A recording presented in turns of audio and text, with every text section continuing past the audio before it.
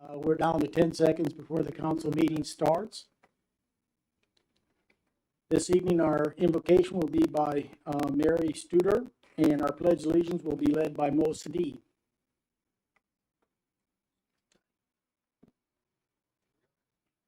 If you wish to stand, please do. Psalm 63 says, O God, you are my God. Early will I seek you. Dear Father, we are blessed to live in this beautiful town. We now request the honor of your presence. Give us mercy and strength, wisdom and understanding, especially to our mayor, council members, and city staff. Your word says, if any of you lacks wisdom, let him ask God. We pray as your Son taught us to pray. Our Father, who art in heaven, hallowed be your name. Thy kingdom come, thy will be done, on earth as it is in heaven. Give us this day our daily bread, and forgive us our trespasses, as we forgive those who trespass against us. And lead us not into temptation, but deliver us from evil. For thine is the kingdom, and the power, and the glory forever. Amen. Thank you, Mary. Mo, you will come up.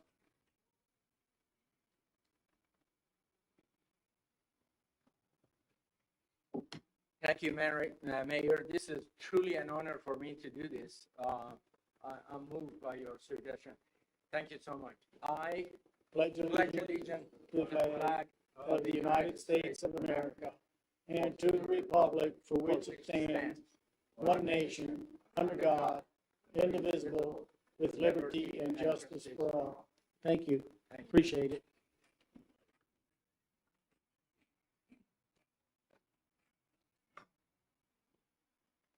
Thank you. Okay, employee recognitions. Mayor and council members, it gives me pleasure this evening to share with you 3 positive comments that we've received on 3 different city employees over the last couple of weeks. First off is from an individual by the name of Del Hahn. Not sure where he resides, but he says, I want to commend and thank Officer Evan Smith. I had the self-inflicted misfortune of losing control of my Jeep while parking and driving it over a curb, across a lawn, up a driveway, and through a fence in the 300 block of East Austin on October 6th. Officer Smith and his partner, whose name I did not get, responded. To say the least, I was distraught. Officer Smith was professional and considerate, which gave me a chance to calm down. I have a balance problem and use a cane. When he asked me to take a sobriety test, I was certain I was going to jail because it's almost impossible for me to stand or walk without the cane. He told me to keep the cane and I passed the eye movement test. I was an FBI agent for 22 years. I have met and worked with police officers and detectives on more than a few occasions. I worked civil rights and police brutality complaints against police officers. In this day and age, with the defund to police movement and the anti-blues, it's a wonder anyone would want to be a police officer. Please convey my thanks and congratulations to Evan Smith for accepting the challenge of police work and doing it well. Sincerely, Del Hahn. Thanks. Good one. We get a lot of compliments on this officer.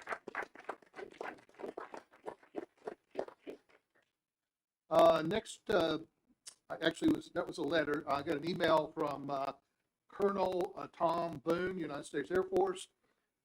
He says, as a 26-year resident and native Texan, I'm very proud of our police force and the job they do in our city. Police are receiving a lot of adverse publicity that, in my opinion, is undeserved and sensationalized. Yes, some may be deserved based upon a very few bad acts, but in the spur of the moment, a lot can go wrong, and the public has to be aware of that. Police, like the public, need to be given a break when appropriate. Several days ago, I was speeding as I approached the city limits, headed out the Lano Highway for home.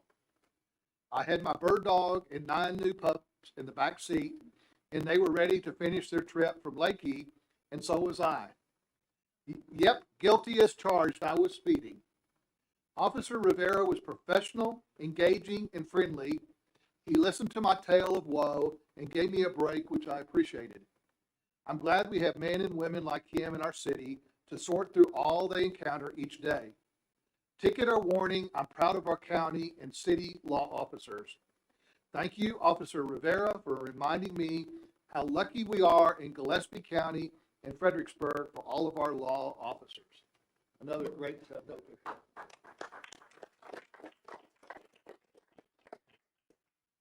And last but not least, on October 11th, I received an email from Eric and Carol Hemerson, who's in the audience on the front row tonight. Do you mind if I read this? Okay. It says, good morning, Kent. Eric and I are so very impressed with Jason Lutz and the professional and thoughtful way he has worked through the thorny issue of the growth of STRs and the impact they have on neighborhoods. Please accept our letter of appreciation for a very capable and dedicated employee and community member. We wish to commend Jason for his outstanding work on behalf of the citizens and business owners of Fredericksburg. His knowledge and tireless efforts to find balanced, reasoned, and sustainable solutions for STR issues is an example of his dedication to our entire community. In May, Jason and his team provided multiple excellent fora for the often emotionally charged dialogue at large public meetings with residents and neighborhoods affected by STRs as well as STR owners. His knowledge of the Fredericksburg Code, his willingness to listen were all key in keeping these sessions on track while focusing on possible solutions to problems and not just restating those clearly identified issues. Everyone who wished to speak had an opportunity to do so in a respectful manner without individuals or groups dominating the conversation. Jason sorted hundreds of ideas, reviewed the existing code and other municipal codes. The proposed code identifies new ways to address hot button issues regarding noise, parking, trash, a more owner-friendly way to resolve violations outside the courts, and removes outdated terminology. The result is a balanced, sustainable document addressing the current and future needs of citizens and business owners. If there is a mechanism for rewarding this type of spirit, effort, and dedication, we highly recommend Jason be considered for such an honor. Regards, Carol and Eric Hemerson. So, Thank you. yeah, another great Good job.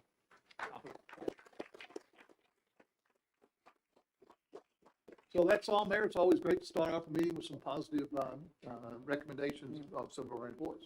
Thank you. Those were excellent this evening. We'll move on to item 6, consent agenda item. The following items may be acted upon in a single motion. No separate discussion or action on any of these items will be held unless pulled by the request of a member of the city council.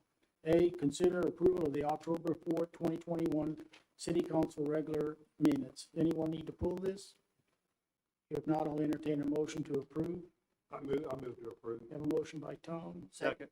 Second by Bobby. Any further discussion? There being none, all those in favor? Motion carries. We're going to move item 8D before we get to public hearing. Sure. Oh, after that. Yeah, I'm gonna do this 8D now, if that's okay, before we get to public hearing. Mayor, you have to give an opportunity to the public to speak on any item on the agenda, so I'd recommend that you just inquire if anybody wants to make a comment on that specific item. If not, then you're fine by, proceeding with this item first, but I just don't want there to be somebody that wanted to comment on that. Okay, so anybody that may have signed up to speak to 8D? Correct. Is that correct? Thank you for that clarification. Did anybody here actually want to speak during public comment to this 8D? Let me read it right quick. Consider the approval of ordinance 2021-20-29, amending the article 4.00 animal fees and charges of appendix A fee schedule of the code of ordinances to update and amend the fees for adoption of animals at the city shelter. First of 2 readings, city council may waive the second reading, and this is going to be presented by Braxton Raymer. Did anybody here during public comment want to speak to this? Okay, are we good then? Okay, thank you. All right, Braxton Raymond, Police Department. Can you hear me? All right, thank y'all. So as you're aware, I presented at the last council meeting these recommended adoption fees, and we needed to put them in ordinance as part of the fee schedule, which City Attorney Daniel Jones has done. At this point, nothing has changed since I presented the last, but I'm here if you have any further questions. Okay, thank you. Any questions, Kathy? Tom? Bobby?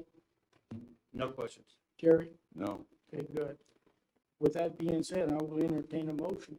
Mayor, I recommend the city adopt, the city, Fredericksburg Code, ordinance, Code of Ordinances, Articles, 4.000, Section 4.105, or 4.150 regarding, animal adoption fees. And waive the second reading. Okay, we have a motion by Tom. You're a second? Second. Second by Kathy. Any further discussion? There being none, all those in favor? Aye. Opposed, there is none, motion carries. Thank you. Thank you very much. Okay, now we're gonna move to 7A. These are gonna be public hearings. Oh, did I? I'm sorry, I apologize. Public comments, okay, thank you. We'll go to public comments. Okay, Randy Brealey, you're on first, and then Jerry McCorkle, you're on deck. Thanks for putting me back online.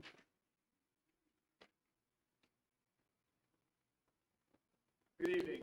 Thank you, Mr. Mayor, City Council, City staff for giving me a moment to speak. Jason's informed me I only have 30 seconds because of Monday Night Football, so I'll try to stick to that. The Alliance approached the mayor and city manager Monday night with an offer to continue to try to provide solutions that are constructive and usable. One of them was to have a professional economics impact study completed, and that's something the STR Alliance is willing to fund in whole. We are in conversation with a couple of different consultants. Dean Runyon is one, and I provided an example. This is just an executive summary. The body of the actual document is much larger than this. But our effort here is to respectfully request that perhaps city staff would be involved in the scoping of what that document would look like. Perhaps planning and zoning be a part of that scoping of the document. We could stack hands that this is the proper exploratory efforts that we would go after, and it's something that the Alliance could stack hands with the city staff and planning and zoning. And I think it would be a unifying effort, number one, but it also give us very hard documentation and data to help ensure that we're driving in the correct direction on this. So that is our goal. If you want to take a look through it quickly, this is, again, the executive summary.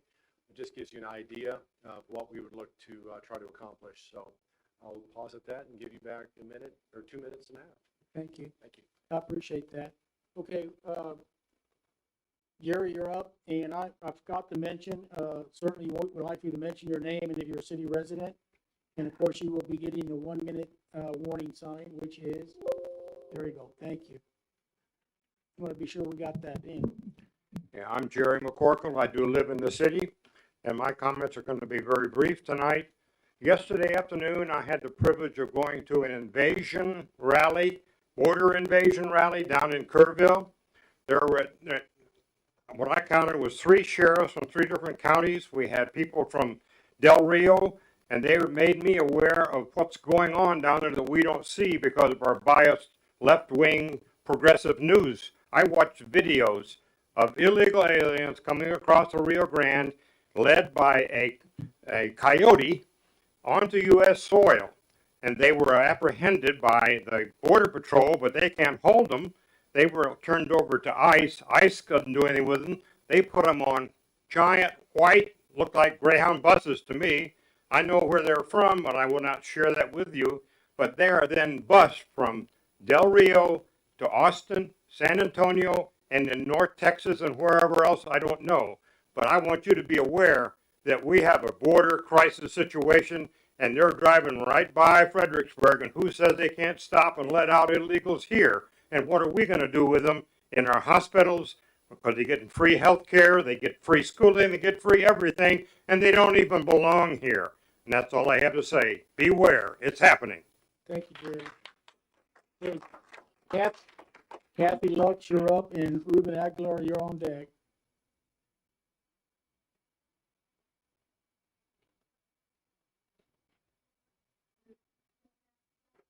Yes, please do.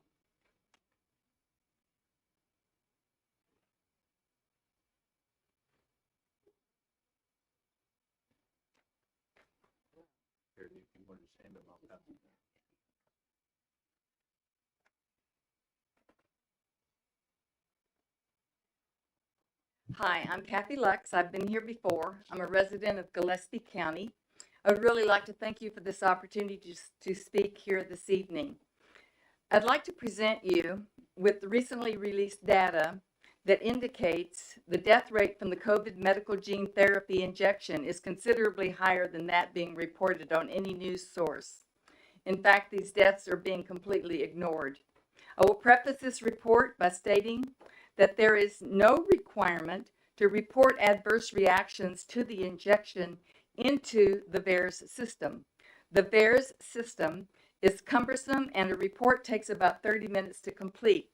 And then if CDC follows up, it takes even more of a clinician's time. Consequently, adverse reactions and death are grossly underreported. I've passed out a copy of this report. I apologize for the quality of it. My printer didn't seem to pick up the new subtleties of it. In summary, from January 11th, 1999 to December 13th, 2020, there were 8,719 deaths due to vaccines. From December 14th, 2020, the month that the COVID inoculations were rolled out, to October 1st, 2021, the death total on the VAERS system is 16,310. That's a 291-day span of time. According to the sworn affidavit of a whistleblower who has access to the Center of Medicare and Medicaid Services, CMS analysis, is as follows. On July 9th, 2021, there were 9,048 deaths reported in VAERS. When the CMS claims database was queried with regard to vaccine and patients' deaths, it was found that the deaths occurring within 3 days of vaccination are higher than those reported in VAERS by a factor of at least 5. This would indicate the number of vaccine-related deaths was at least 45,000 in that 3-day period.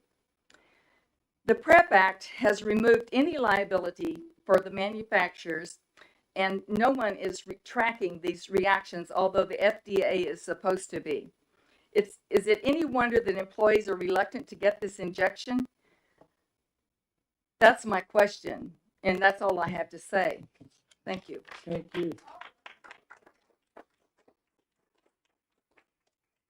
Ruben, you're on, and then we have Bill Seltzer. Bill Seltzer. Thank you. My name is Ruben Aguilar, and I am a longtime resident of Fredericksburg. Ladies and gentlemen, my loyalty is to this country and no other, regardless of my race, color, culture. My people are the American people. I am here to argue on behalf of my people, of all colors, the American people, the forgotten people, the legitimate dreamers. Statistics from many nonprofits pre-COVID stated 50 million Americans are living in poverty. After COVID, now there are more homeless, veterans, elderly, widows, orphans, addicts, even animals are discarded and strewn about the flotsam and jetsam of society, man. Americans. These are Americans whose ancestors probably were revolutionaries and formed this country, or fought and died in the great wars, and this is how we repay them. It's shameful. Bargaining their birthright, squandering their inheritance by caring more for illegal aliens who've done nothing for this country. Call me a racist, call me a xenophobe, but don't forget that I am a minority also. And so are millions of Trump supporters. We already have poor here. Why aren't you advocating for them? I believe in global warming also, and Democrats are making it worse. Watch. Millions more people means more resources, more land deforestation, more development to accommodate all of these people. Animals, insects, vital to our environment, are displaced, starve, and die off. More schools, more hospitals, bigger hospitals, more land encroachment, different species are eradicated. More cruel, inefficient ways to slaughter animals to keep up with demand.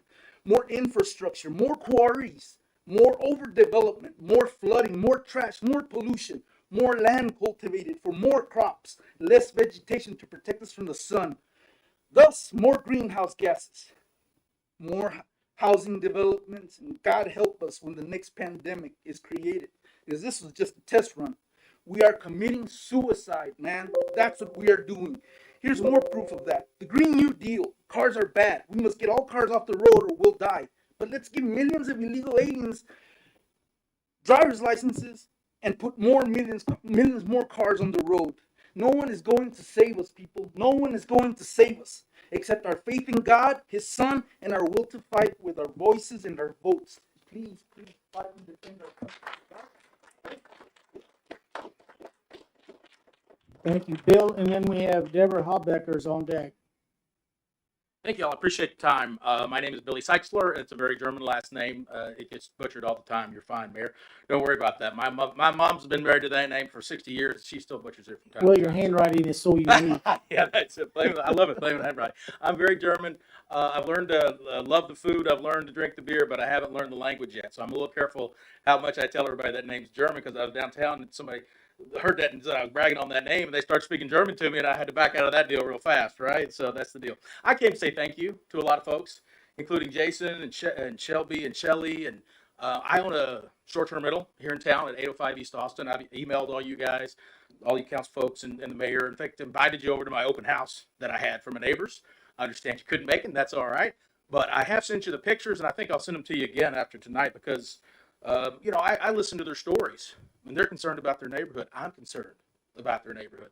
I'm so happy that you guys started this meeting tonight. I've been to a lot of y'all's meetings, but I hadn't been one in this facility, and starting with a prayer. I pray for all of you guys every night, because I know what you're doing is trying to do what's right by everybody, including people that own a short-term rental in R1, which may or may not we even know where that's going to all end up, and that's me. So I want you to know that. I know you're good people, and I do pray for you every night. I want you to know that. I also want to say thank you. I think I said thank you to Jason and Shelby, but Shelly Goodwin. I'm a journalist by trade. I work for TV stations all across the country. Probably ought to keep that on the down low after a couple of these speakers, but that's okay. I don't work for the networks. And I came here to work for KXAN, but I've always come to Fredericksburg as a little kid. We came here in the 70s. I always looked at the homes, always wanted to own one. And I wanted to own one with a wraparound porch. Well, now at 805 East Austin, right behind It's Electric, I own a Bassy block and Roost block. Roost, very underrated. Bassy block and Roost block in there, and it's terrific. So your concerns are my concerns. In fact, I wanted to know so much about the noise and the trash that I did what journalists do. I put an open records request in with the city to figure some of that out. What I found out was we can't really get to that, because they haven't been tabulated in terms of which complaints go specifically for STRs. So, Ms. Goodwin was kind enough to send me that back. I said, all right, how about just noise complaints just this year? Couldn't really get to that, because they said, well, there's a whole lot of ordinances and the police have, and we'll have to go through every one of those. So I just said, stop. I don't mean to cause anybody a bunch of trouble or a bunch of time, a bunch of money. But I think if as you guys move forward and working with the Alliance, and I love the Alliance, and I like the respectful way that they're treating the situation. As you move forward, in my opinion, unless we can really get to the numbers of the complaints about noise and trash, it really is just about what the neighborhoods are, and are there too many or not enough and all that kind of stuff. Because unless y'all have the numbers that I don't have, and I've asked for them, then I just don't know how you can get to that without. I mean, I know people can come up and bug you at church or bug you at the HEB, but I hadn't been able to see those actual numbers. So looks like my time's up. I appreciate you. Thank you. Thank you. Okay, Deborah, excuse me then. Mary Marshall, you're on deck. Good evening. My name is Deborah Hobbecker, and I live in our city. Part of this is what I read at the Tea Party the other night. I had the opportunity to speak, and I just wanted to share it with you. And then I have another topic. Picture this. You are quietly enjoying your evening, just relaxing. You hear this thunderous noise and realize there are pounding feet stomping outside your home. You hear the lock and load. It's coming from the front and back doors. You call out with fear to your wife and family. There is a gnawing feeling in the pit of your stomach. Something is wrong. Sweat flows out profusely. Flight or fight. Response kicks in. Terror strikes your soul. Will my family and I be safe? You are the hunted. This scene is real. It happens every day all over the world, and yes, and even in America, like Chicago. It has been over 60 days in Afghanistan, and our contractors, their families, and our allies left abandoned by this imposter president, living this nightmare daily, and our allies left abandoned. As Laura Logan has bravely reported from day one. Yes, they are being hunted. 2 weeks ago, I wrote an editorial to the Standard, and it has not yet been published to honor her and others. It is my desire to thank Laura Logan and others for their fearless walk to reveal evil, which she did so at the Gillespie Ladies Republican Dinner. A thank you to these ladies for arranging this informative fact-finding event. And thank you to Mary Sadi, too.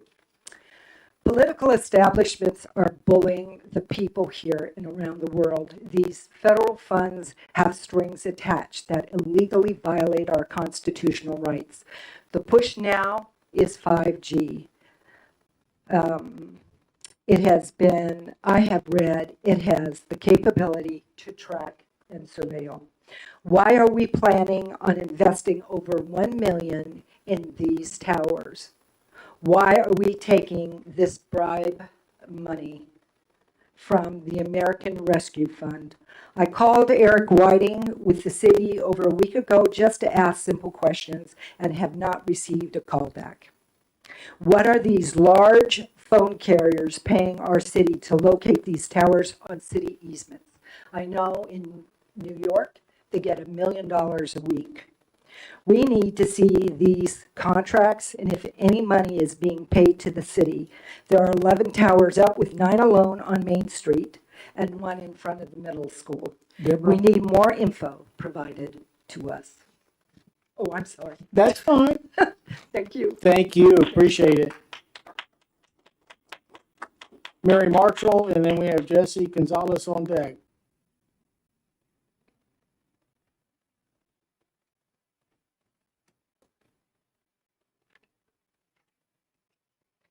I'm Mary Lee Marshall. I live in the city. First, I would like to say that I don't know the man's name, but the man that was speaking up here in the white t-shirt about all this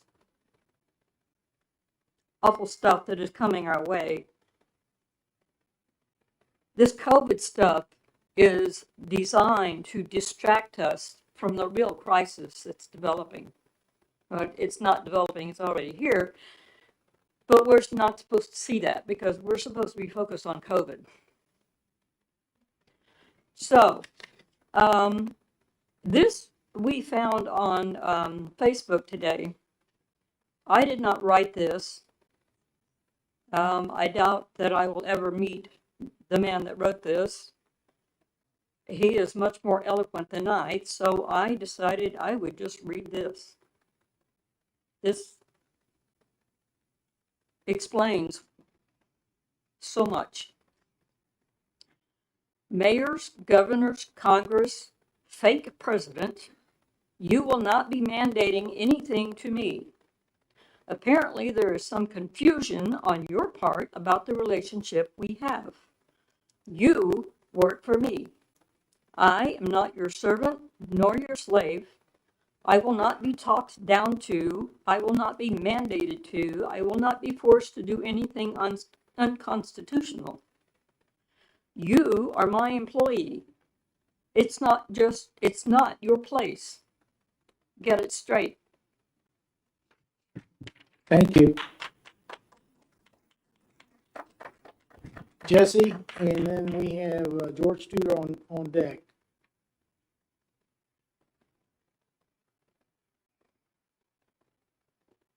Hi, my name is Jesse Gonzalez.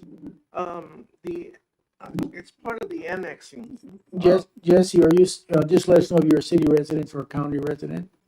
Sir, Are you a city or county resident? I'm county resident. Thank you, that's fine, thank you. Okay. That's all, thanks. Yeah, and I was concerned because I couldn't understand the map that they had.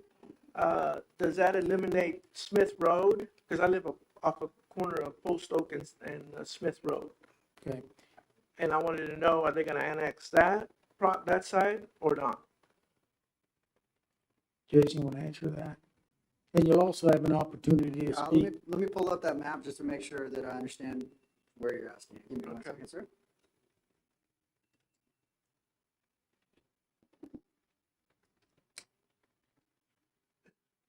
And so you said you are off of Smith Road, is that correct? Yes, sir. Eric, stop I the live at clock. 103 Smith Road. It's right off of Post Oak.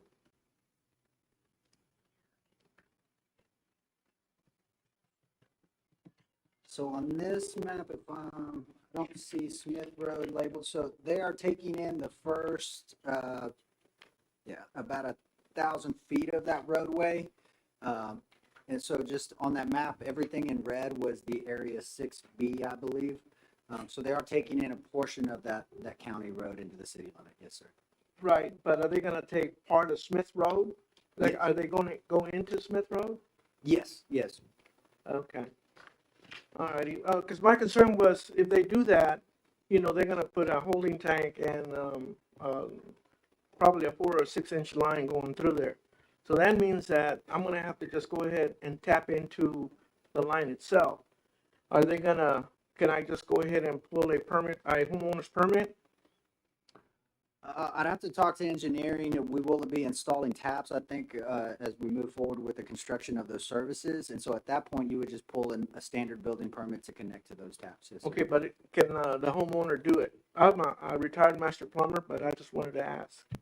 Yes, the homeowners can do that, yes. Okay, that's, thank you. Thank you.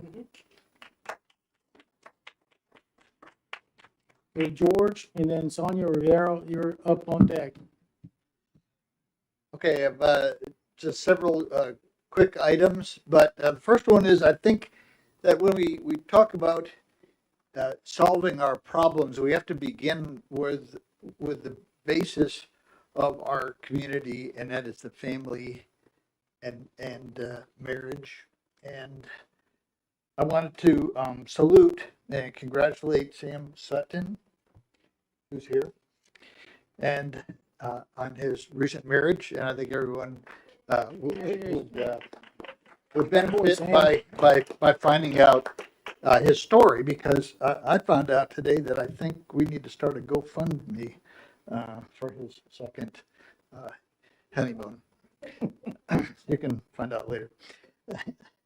But no, he's a great guy, and I hope that we can look at other young people who are getting married and really support the institution and the family in every way through what we do in our planning.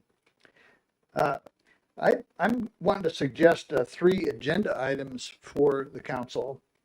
I want to follow up on last time when we brought up the idea of a moratorium, and I realized that there are a whole group for it and against it, and there's a lot of reasons that each side can have, but it seems like something that ought to be out in front of the council.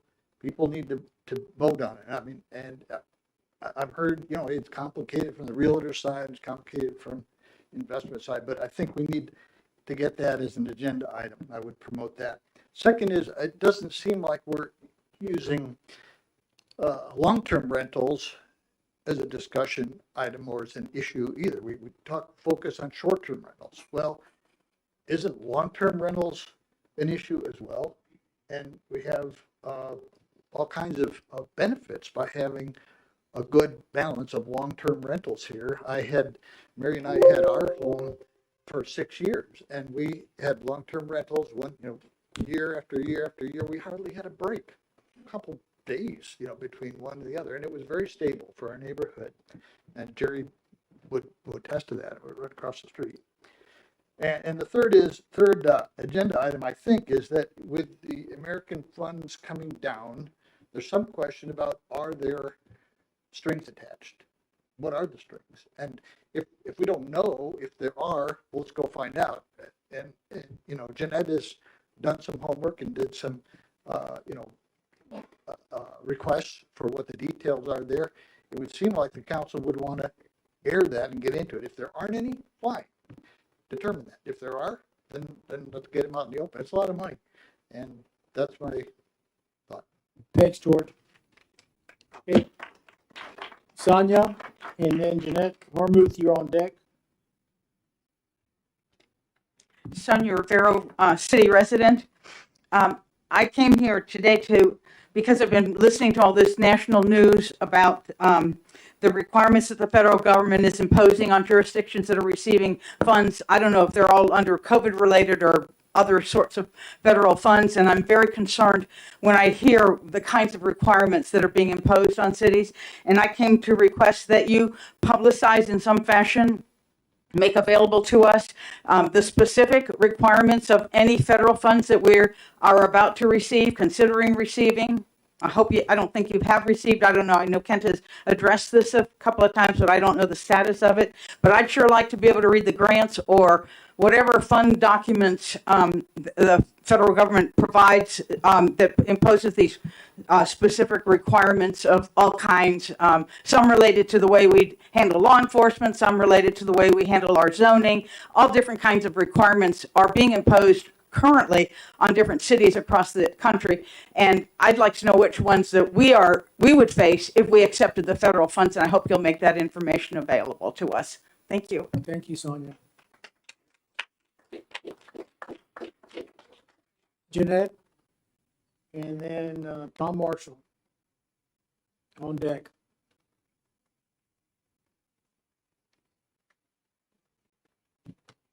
Good evening, I'm Jeanette.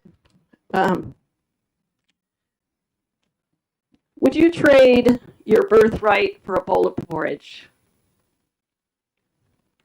I have here the result of an open records request obtained from the city of Fredericksburg regarding the American Rescue Plan.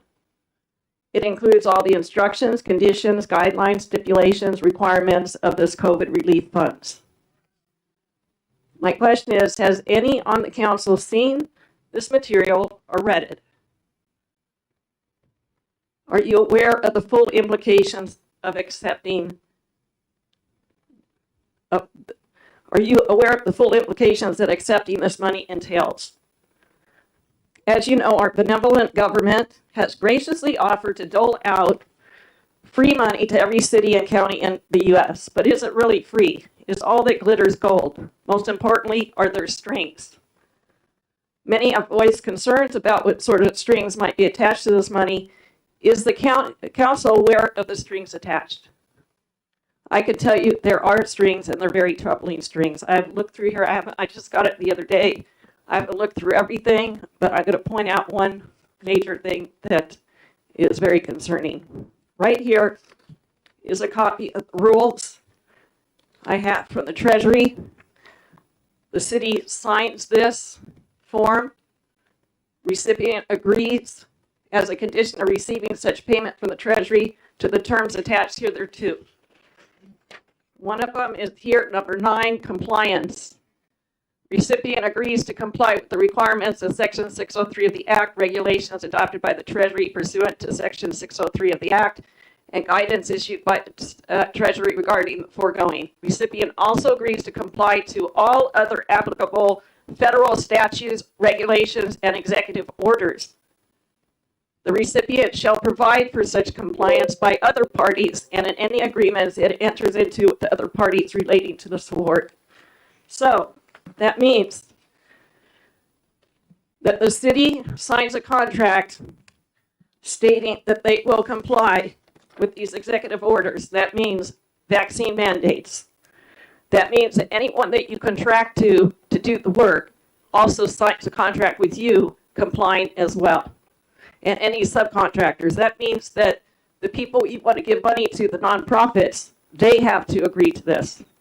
Vaccine mandates for everyone. Otherwise, you will have to return the money, but they don't audit for 4 years. So it will be after you spent the money. As public servants entrusted with upholding the U.S. and Texas constitutions and protecting the people's rights, your acceptance of these COVID funds is a betrayal of the very responsibilities of your office. This is maladministration. I would like to remind you once again of the oath that you took before God. I ask you, where in your oath, your sworn oath or duties of your office, were you given the authority to deprive the liberty, interests, and inalienable rights of the people you represent by signing a deal to take these freedoms away? Thank you, Jeanette. Appreciate it.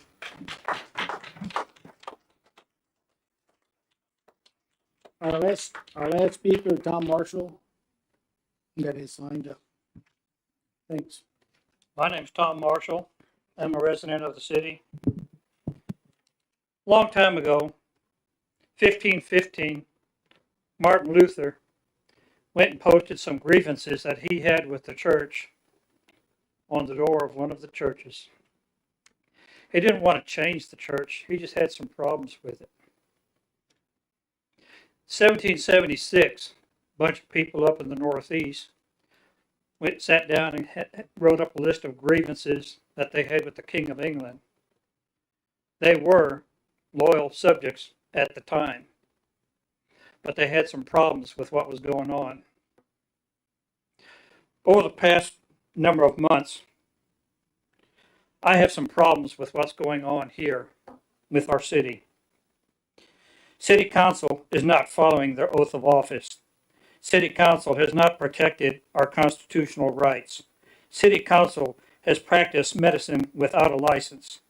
City Council has violated the spirit of the Nuremberg Code by coercion of experimental medical practices. City Council has increased per capita spending by 107% in the last 10 years. City Council has not been responsive to the citizen request for a business sanctuary resolution. The city manager instituted Gestapo-like tactics in development of the so-called tattletale policy. The City Council has contributed to the fear and misunderstanding of the COVID situation with one-sided propaganda. The city continues to promote an emergency status when no emergency exists. The city required medical plans to be developed by businesses that had no proper expertise to develop such plans.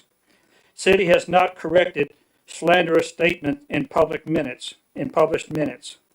City Council has recently reduced the opportunity for citizens to comment at meetings. City Council is leaning towards being trapped by federal strings attached to Recovery Act funds. No city official attended CSPOA training in Burnett. Later tonight, we're going to talk about an involuntary annexation of property, because on May 19th, 1919, you passed a resolution to do so. 5 days later, a law went into effect that would make that act illegal. That law was passed by the Texas legislature by a 2/3 majority. Now, if you think about it, it is clear what the intent of the people of this state, what the intent really is. No involuntary annexation. If you do this, it is clear that you do not follow the intent of the people. Please consider that. I wouldn't mind if you just realized that that was a mistake. If you're going to annex it under the current law. Now, it'd be foolish to try to suggest that you have a public hearing on these grievances. Thank you. I'll be sure everybody gets a copy of this.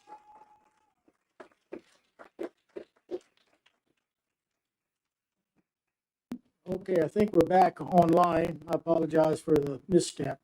We'll move on then now to 7A, public hearings. Consider a public hearing to receive citizens' comments for or against an involuntary annexation of approximately 82.36 acres of land generally located on the west and east sides of Post Oak and West Live Oak to 2,800 feet north of South Bowie Street This is the first of two hearings. I'll entertain a motion to close regular and go into public. Mayor, I make a motion that we move out of regular session into public hearing.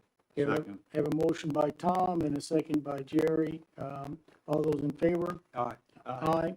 Aye. Opposed? There is none. Motion carries. So is there anyone here who would like to speak to this 7A?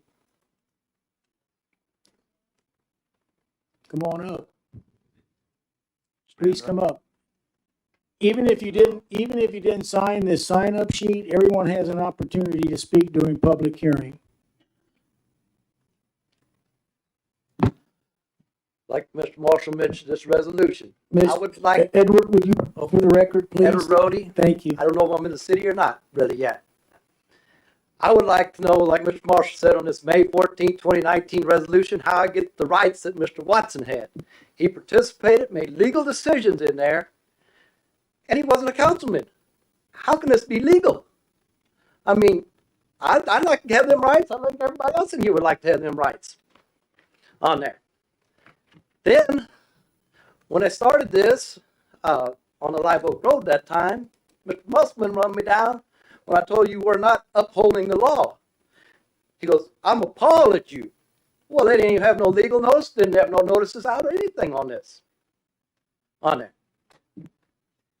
Then, Mr. Jones gave me 2 copies of this annexation deal. Lost my paper clip, so just bear with me a second.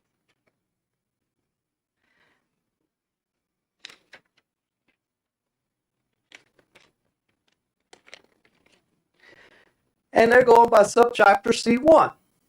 It says in here, this subsection applies to only an area with 100 and let me read it exactly. To only to an area that contains fewer than 100 separate tracts of land on which one or more residential dwellings are located on each tract. That means it's got to be a house on each tract. I mean, that's just pretty much a simple deal. I had mentioned to Mr. Keeney the other day, and did you read it? He goes, well, I don't understand it. I mean, that's pretty simple there. I mean, it's laid out. Then this other one that Mr. Jones officially gave me, it says this subchapter does not apply to an area that is proposed for annexation by a Tier 2 municipality. Well, we're a Tier 2 municipality. What's going on here? Y'all go by C4, but y'all ain't going by the laws. Y'all just do what you want, and y'all think you're above law. Y'all are not upholding the laws at all.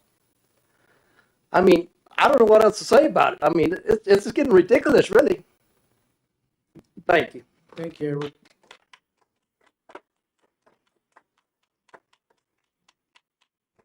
Anyone else on this particular public hearing 7A?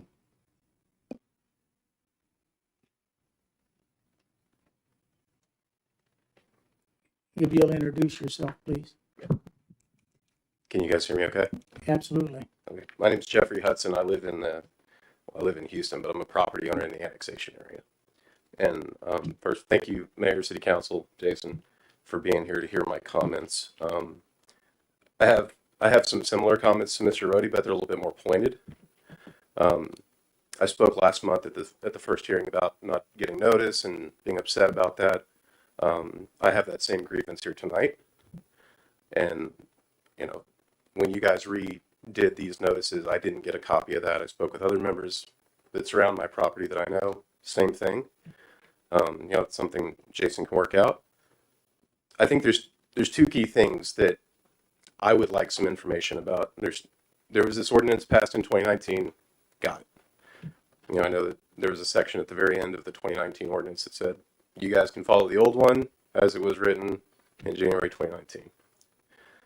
And then there was an annexation workshop in November 30th, 2020 for our annexation area, right? And these 2 dates are interesting because if you read the old law, which you guys prescribed to be following, you get a certain period of time from the moment an annexation starts to where you must have a service plan in place. And the service plan is a very detailed document that says public works will be available at your property on this date. We're going to have water, we'll have sewer, fire, EMS. All of those services will be available on a prescribed timeline. I mean, notices must be provided in 90 days. You got to get an inventory from all of these service providers in 90 days. If they don't respond in 90 days, there's a protocol for that. 60 days after that, you guys have to put that inventory out for the public to inspect before we come here. Now we're here. Subchapter C1 for a Tier 1 municipality. That's Fredericksburg, according to that law. Section 43053, subsection C and G. You'll make that inventory available for public inspection 60th day. In aggregate, that's 8 months after either one of those dates. I don't care what you got, which one you use. That's already passed. That's history. That ship sailed. But the key one, before the first day of the 10th month, when the inventory is prepared, the municipality proposing the annexation shall complete a service plan, provide for the full extension of municipal services to be annexed, and it must be available for public inspection, explained to the inhabitants of the area at the public hearing. That's right here. That was not on the table outside when I came in, and it should have been provided a long time ago.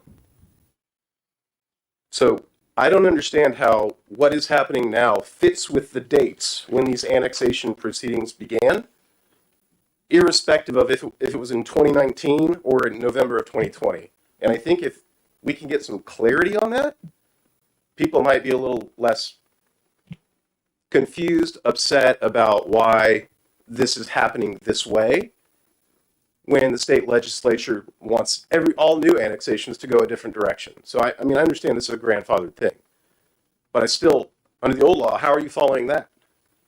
And until I get more information, I'm left scratching my head, and I'm pretty sure I'm not a terribly dumb guy. I'm a little bit dumb, but not completely dumb.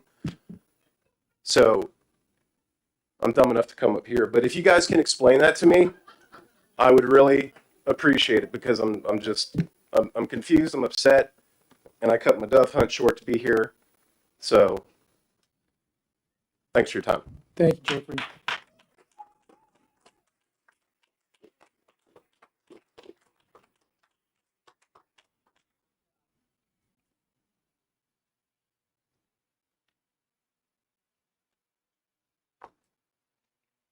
Susan King, and I'm a county resident, and I want to thank you all again for your service. A lot of hours. We appreciate it. But I have to tell you, my husband and I are in the area that you want to annex, and we are against it. And we have a lot of questions, like, why do you want to annex it anyway? I mean, to us, it's because you want to do the Cherry Street Bridge and all of that. And we're amazed at the numbers of folks that are just going to be blindsided, all those people in Oaks and Windcrest, and the Cherry Street people already know about it, but there are a lot of families that are going to be like, what in the world's going on here? And I would like you to know, too, that there is a serious breakdown of communication coming from the city. In January, last year, January 22nd, we received a certified letter informing us that there was to be a meeting March 1st. On March 1st, we were not on the agenda, and I called the city office. After being transferred several times, I was told the meeting had been canceled.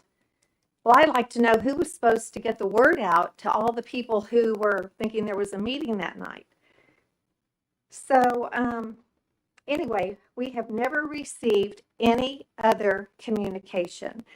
And I believe that we were told that that you all have things from the post office showing that we did receive it, but they don't look authentic. It's a little suspicious.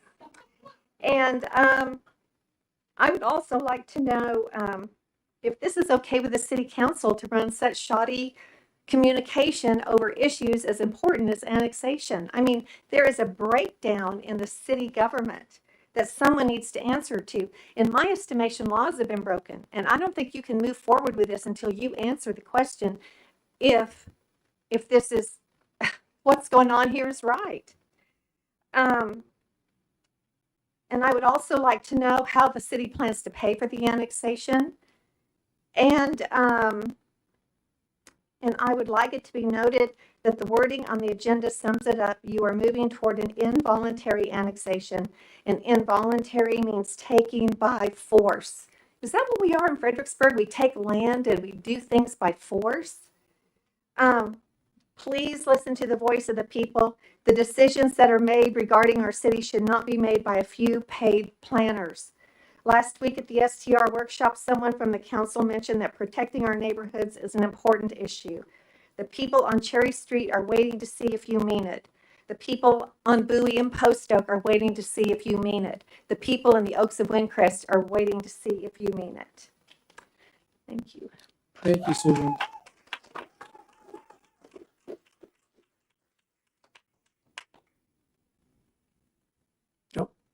Tom, you got beat up by George. Just real quick. I think you can just say, there's not enough data here yet to go make a decision. I mean, it's pretty obvious from what they've been talking about. Just got to dig into it more and get all the data out and figure out what's been done, what hadn't been done, and table this one until you got all the legal things figured out, who's been communicated. I mean, they've given enough data here to go dig into it, and I would just table it. Thanks, George.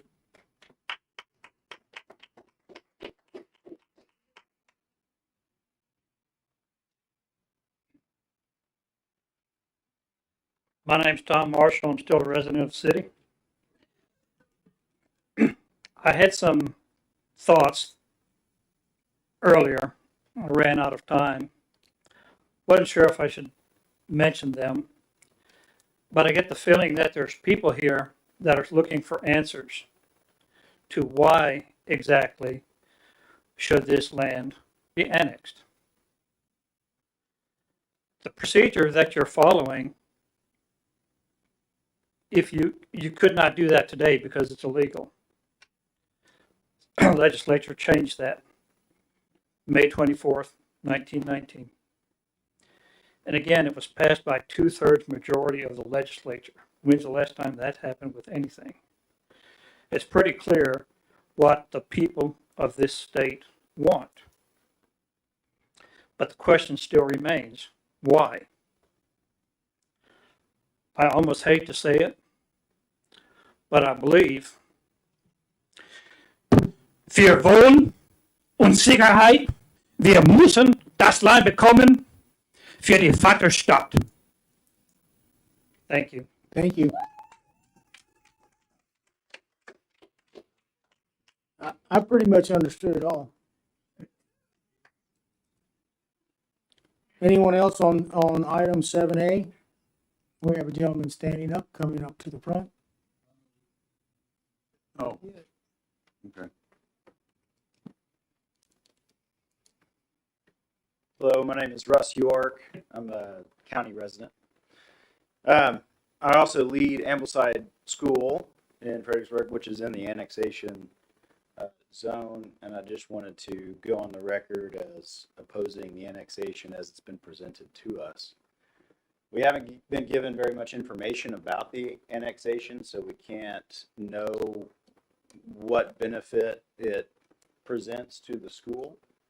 The school is currently on city water and city sewer, and I don't know, I haven't been presented with any information to indicate that the city would increase its budget for EMS services or police, fire to service a school of over 130 students. So I think that if we were given more information, it sounds like there's a lot of people who have not been given a lot of information about the objective around this annexation.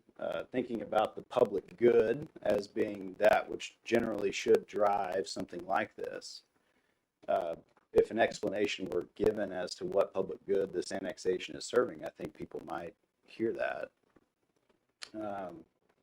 Ambleside is a nonprofit organization, and so I can't say that there's tax revenue that's going to come into the city and benefit the public for that purpose either. So I don't know what the what the agenda is. I haven't been given a lot of information. Like others have said, the communication has not been stellar around this annexation topic. So I would like some more information so that the school could be better informed as to what the annexation means for us. But as it stands right now, we are standing in opposition to the annexation proposal. Thank you. Thank you.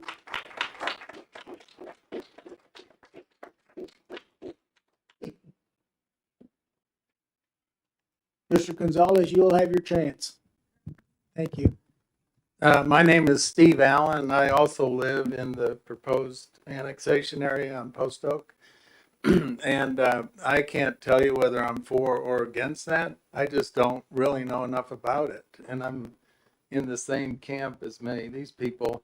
All I've received is a notice of public hearing that there's an involuntary annexation. And what does that mean for me and my family and my property? So I think we need more information to move forward. Thanks, Steve.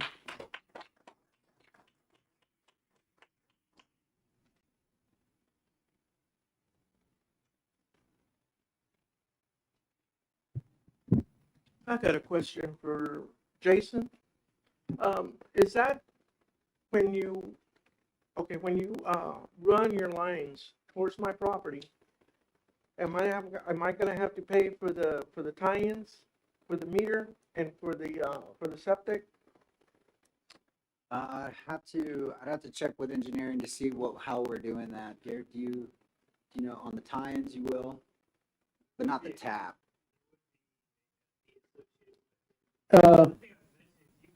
Garrett, okay. Garrett, would you stand up and come to the mic, please, to answer that? I didn't know who was talking, Garrett. I couldn't see you.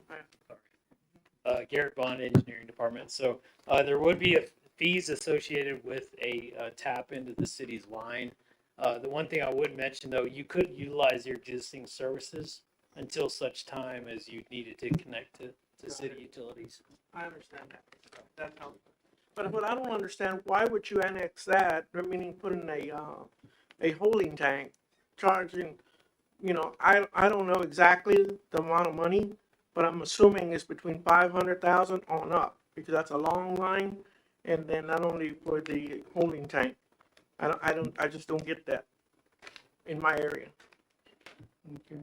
I'm not familiar with the engineering aspect. I'd have to lean on Garrett a little bit for that. I don't know what you're referencing with holding tank.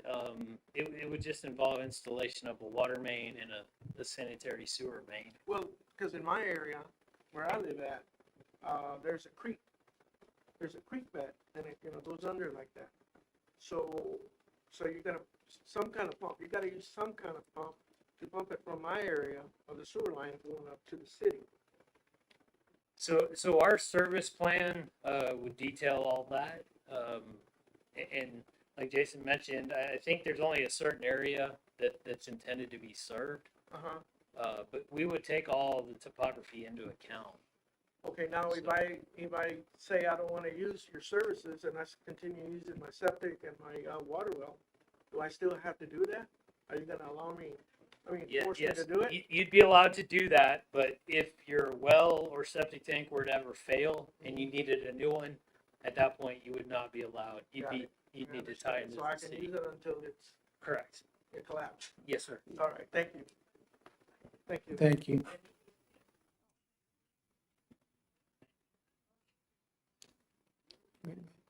Anybody else on 7A?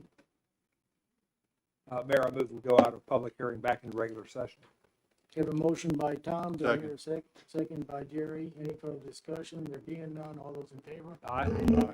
Motion carries. Mayor, I would like to just point out Please for those do. in attendance that we are having the second public hearing on the 25th as part of our special meeting. So Good. another public hearing before we Okay. consider. This is a non-action item this evening. Yes, sir. Thank you.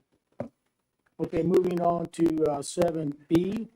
Consider a public hearing to receive citizen comments for or against proposed amendment to section 8.100, temporary use types to add a definition for event center to allow temporary structures, tents for event centers and establish regulations regarding proposed use.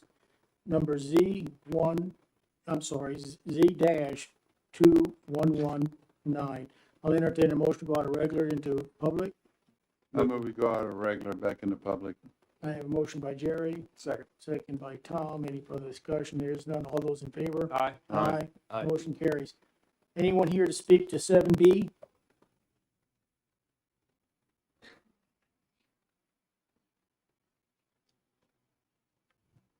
You'll state your name, please.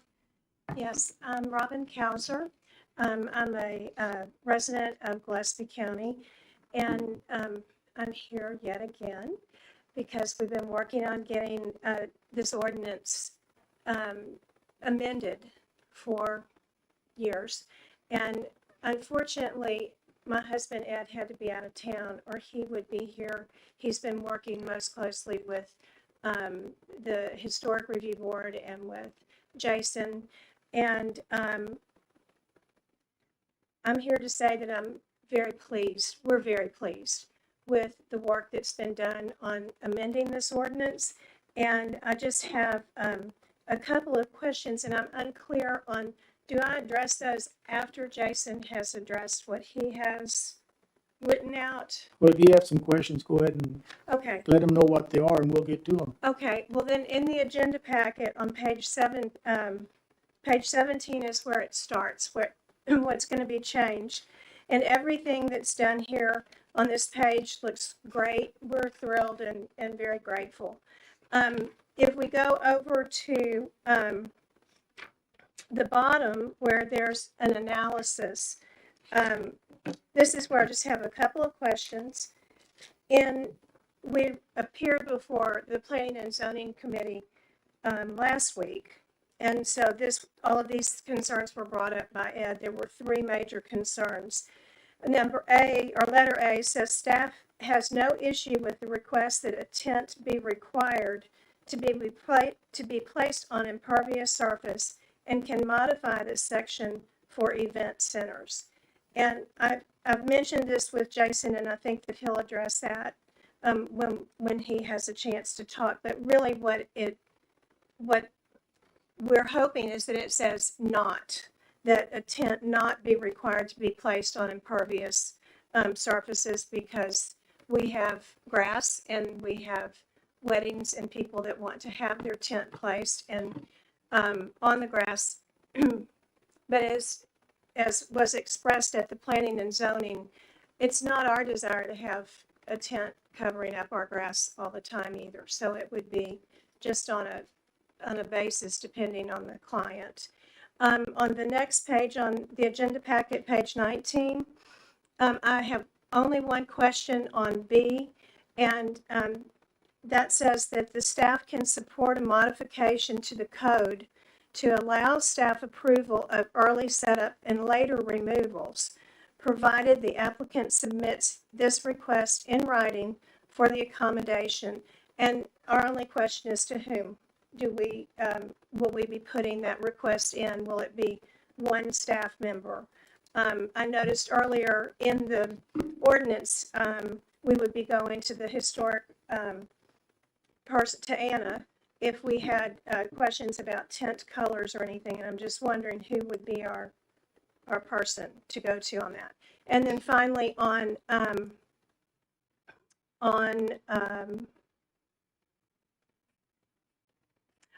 the last part was that the staff can support language to allow staff approval of back-to-back events, but would not recommend removing any language regarding this. So it would stay as is in the ordinance, but from what I'm assuming, then we would be able to present that before whoever that staff person is to allow the approval of the back-to-back events. That's such a rarity. The only thing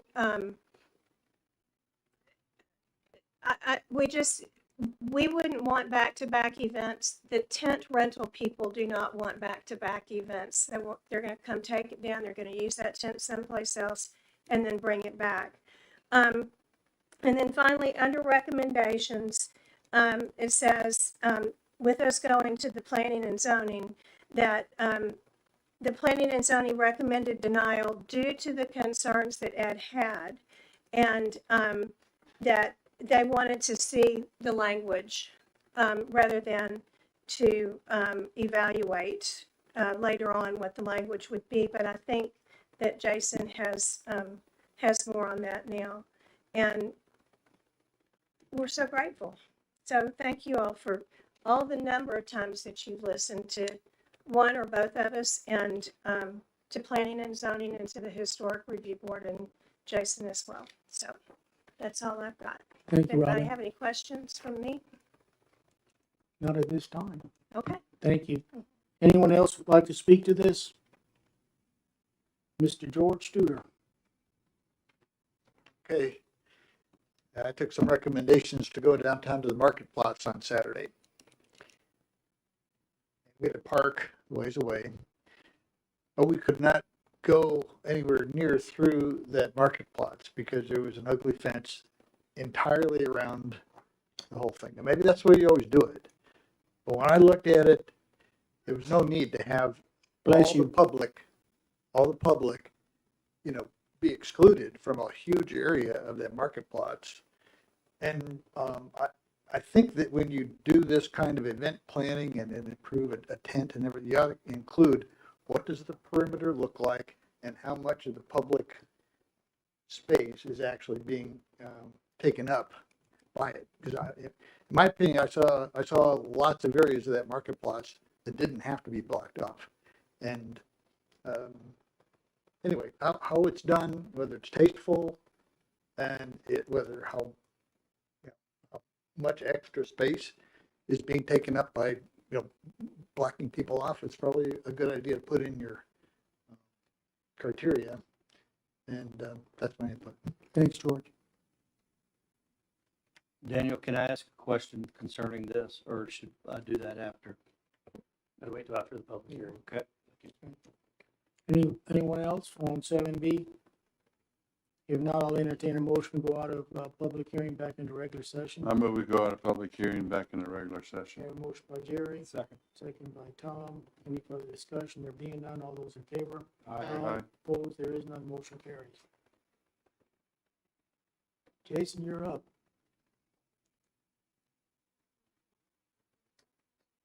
Oh, I'm sorry. Did you want to answer some of those questions? Or do we want to wait until we get I'd to? rather wait till I do my presentation. Okay, so I could we'll, address them all at we'll once, move if on that's then. okay with Thank you. council. Public hearing, 7C, consider a public hearing to receive citizens' comments for or against a request by John Needham of Seiko Enterprises LLC to consider amendment to the Plan Unit Development Zoning District, PUD, PUD, to allow building heights to exceed the maximum height of 38 feet for approximately 32.53 acres of land located at the southwest intersection of Friendship Lane and South Eagle Street, Z-2117. We'll entertain a motion to go out of regular session into public. I move we go out of regular back into public. I have a motion by Jerry Second. and a second by Tom. Any further discussion? There is none. All those in favor? Aye. Motion opposed? There is none. Motion carries. Anyone here would like to address 7C? I move we go out of. Oh, we got George. Thanks, George. George. Okay, so, I mean, I don't know anything about this, but why isn't there something about a proposal about how high it can be? I mean, we're just saying it can exceed the 38 feet, but what are you proposing? 200 feet? You'll hear it in a minute. Okay, but, all right. Thanks, George. Good question. Anyone else? Now, Yes, Jerry, you got it. I move we go out of public back into regular session. I have a motion by Jerry and a second by Kathy. Any further discussion? There is none. All those in favor? Aye. Motion carries. Moving on to 7D, consider a public hearing to receive comments for or against request by Stuart Barron for the following items for approximately 0.647 acres of land located on the north side of Friendship Lane, approximately 700 feet east of the intersection of Friendship Lane and South Washington Street, Z116. I, to consider a request of zoning change from neighborhood commercial, C1, to medium commercial, C1.5. I, consider a conditional use permit for section 3.205 of the city ordinance to allow drive-through or drive-in facilities. Motion to go out of regular into public. So moved. Motion by Tom, second by Kathy. All those in favor? Aye. Opposed? There is none. We're now in public comments for 8D. Stewart. Good evening, Mayor and Council. If y'all like, I'll just take these up during y'all's agenda item, or I can present now if you like it. I think it's easier during the agenda item, but either way. It's whatever you feel comfortable with. I would do it now. Okay. There's no time limit. Well, I'm here tonight to ask for a zoning change on our property on Friendship Lane. We're changing it from a commercial 1 to commercial 1.5. As you see there on page number 45 of your agenda. Stuart, would you raise your mic just a bit? Sorry. Thank Is you. that a little better? Much better, thank you.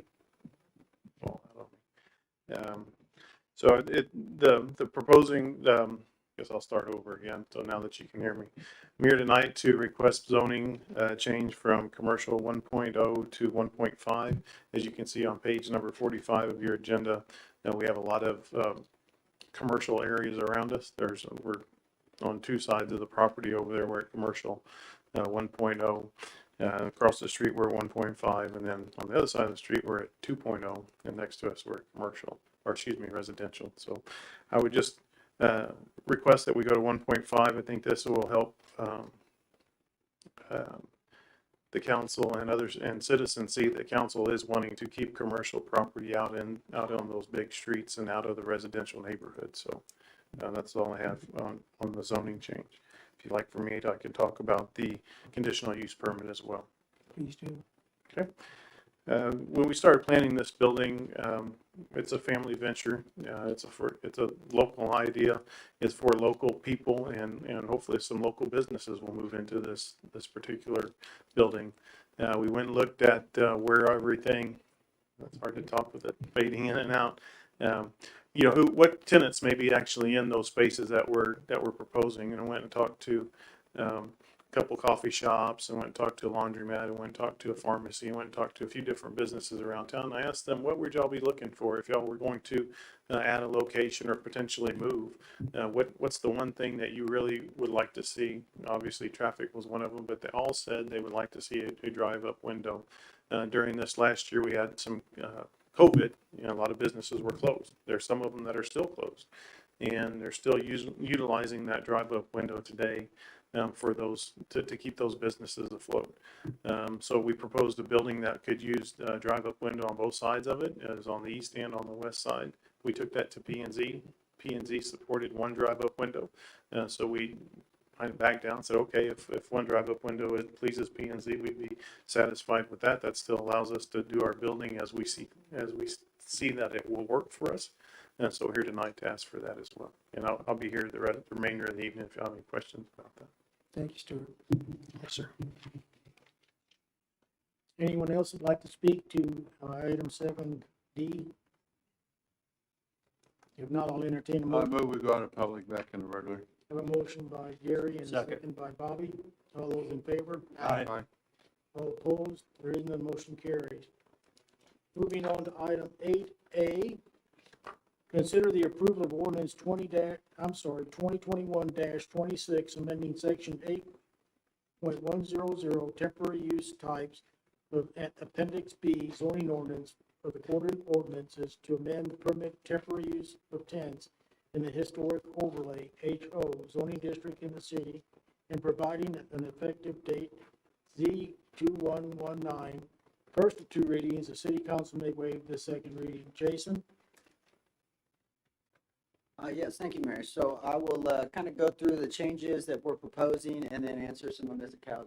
Kauser's questions there and try and clarify the next steps. So as you recall, we saw this summer. We had a concern from the Kausers on event centers and tents. We took this to Historic District. We went to P&Z. They laid out some of their concerns and some of their thoughts moving forward. So that's how we kind of ended up where we are today.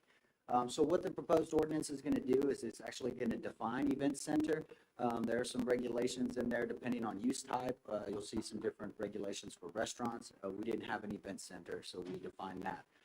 We also defined what other establishments would not be considered event centers. Our concerns were another restaurant may say that they were hosting wedding parties or something like that and try to come in under an event center when they were technically just a restaurant. We also defined tents and set installation and removal timelines before and after the event. And then we also allowed the historic preservation officer administrative approval of the tents, provided that they were a kind of a muted color, beige, white, cream. If there was anything with writing or something like that, that's still prohibited. But we didn't want to have to delay that approval up to 30 days if we're going once to the Historic Review Board. So we took this to P&Z, and then Mr. Kauser brought over 3 concerns. The first was section M1. The current codes require that the covered area be specifically defined with impervious surface in place. If you recall from reading the ordinance, you'll understand that this was actually due to restaurants being allowed to use umbrellas as part of their outdoor dining. So that's a health requirement code. We talked to Kelly on that. So that's a firm, stable surface. It has to do with eating and cleaning. But I talked to her about the event center, and if it was for tables or chairs and they were sitting, but it wasn't a restaurant, she said that they would not be required to have the impervious cover. So staff could support some language to exempt the tents from the impervious cover requirement underneath theirs. Then the second issue was in regards to the 48 hours or 48 hours prior to the event and then removed 48 hours after the event. I think the Kauser's concern was that if they were running late or they had something that they wanted to do, it might take 72 hours, rain delays, they didn't want to be in violation. And so I think from a staff perspective, long-term, we would not be comfortable with removing that timeline. We think the timelines are critical, but we also want to be understanding with them if there's rain delays or something else, if that request can come into writing to the city, and then we can look at it case by case. And yes, Ms. Kauser, that would go to Anna. We would try and keep all of this under the Historic Preservation Officer at this point. If something were to change, then that would come to any city staff. So that was one thing that we can support, the removal of or adding the language to allow for later dates. But we do not want to remove that language altogether. And that kind of works together with the back-to-back events. So in the event that they did happen to have 2 events back-to-back and they wanted to leave it up, that request could come in writing and we could consider that. Ultimately, working with the Kausers, they're a great couple to work with, very understanding, but ultimately they may not own that business for the entirety of their lives. And so if we have another owner that is just booking every Monday, Wednesday, Friday event, and they're going back to back and they're not removing those because we don't have those timelines, theoretically they could have that tent up in perpetuity. And so that's something we want to avoid because that's the intent of this rule is to keep those out. So I think, moving forward, if council wants staff to look at adding that language, we can bring that at the next ordinance. So hopefully I've cleared all Ms. Kauser's questions and concerns on that. Ms. Kauser, would you come to, so everyone can hear you? Thank you, I appreciate it.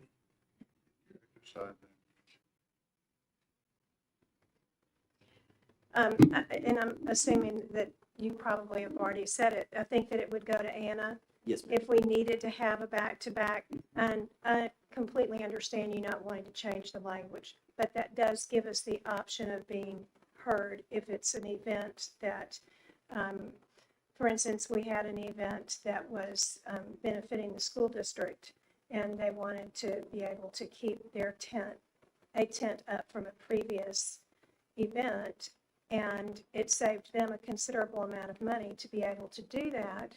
Then I would just want to know that we could be considered on a case by case if something like that were to arise.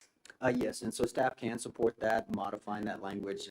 Again, I just wouldn't want to remove it in case of another owner comes along and they're not, quite as easy to work with as you are, and so that way we can still kind of control that.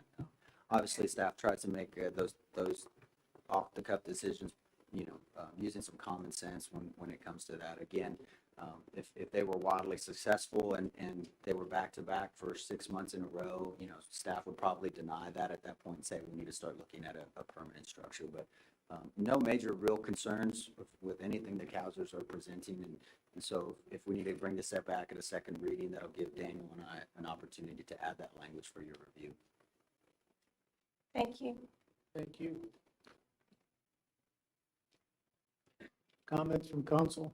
Jason, on George Studer's comment about why Mark Plots is fenced, is that a TABC issue? Oh, I haven't been involved in the fencing of market plots on these.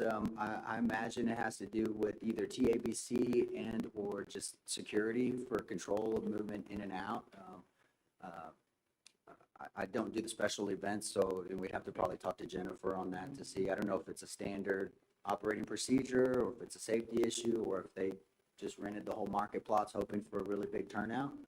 If they rented the whole market plots, then it's an admission issue. So that's why I think, George, I mean, that's the only thing I can see.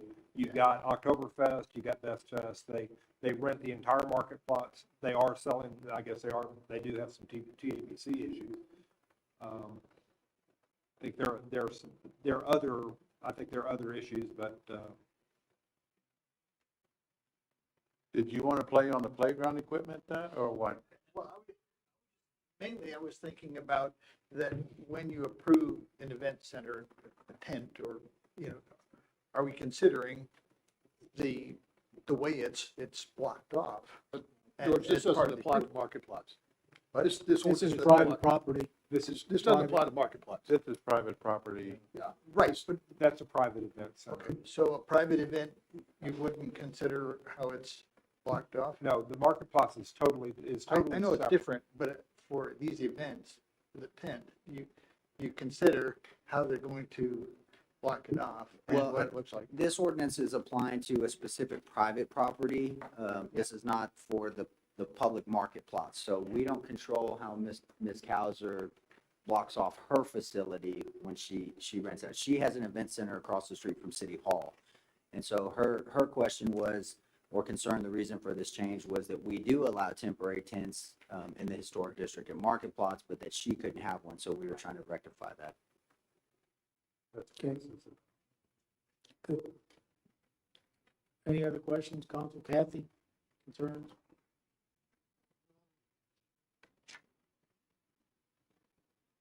Jason, the prior ordinance prevented tents in historic overlay district. Do you know why? What was the reasoning? I was not here at that time, but I do know it had to do with several of these pop-up tents that we're seeing along Main Street, the kind of blue, they look like beach tents in some cases. I do remember prior to that ordinance, I don't know that you could classify those as tents. I think they were just tarps tied to the corner of the wall. I think that was kind of the catalyst that what started that instruction.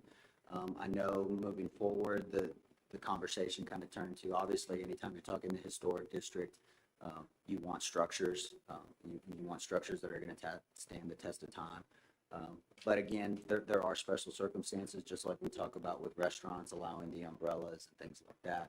I think the big concern from a staff perspective was making sure that the proposed ordinance and how we define tents did not create a loophole for restaurants and businesses to expand their footprint without increasing parking and all of those issues. So I think there were several factors involved, but I don't know the complete history. So sorry if I can't answer. So Well, one of the things that came up with cause of the tents, and this was where the Cottle Hotel is at. They set up a tent right in there, and the owners were saying, "Hey, why should we put so much money into our building?" And then these people sit out there with a tent, and we got to pay all this money. And so that's one of the reasons why that was. Yeah, that spawned all that's here. And how is this different? Well, I think for us, this is not a tent for shopping.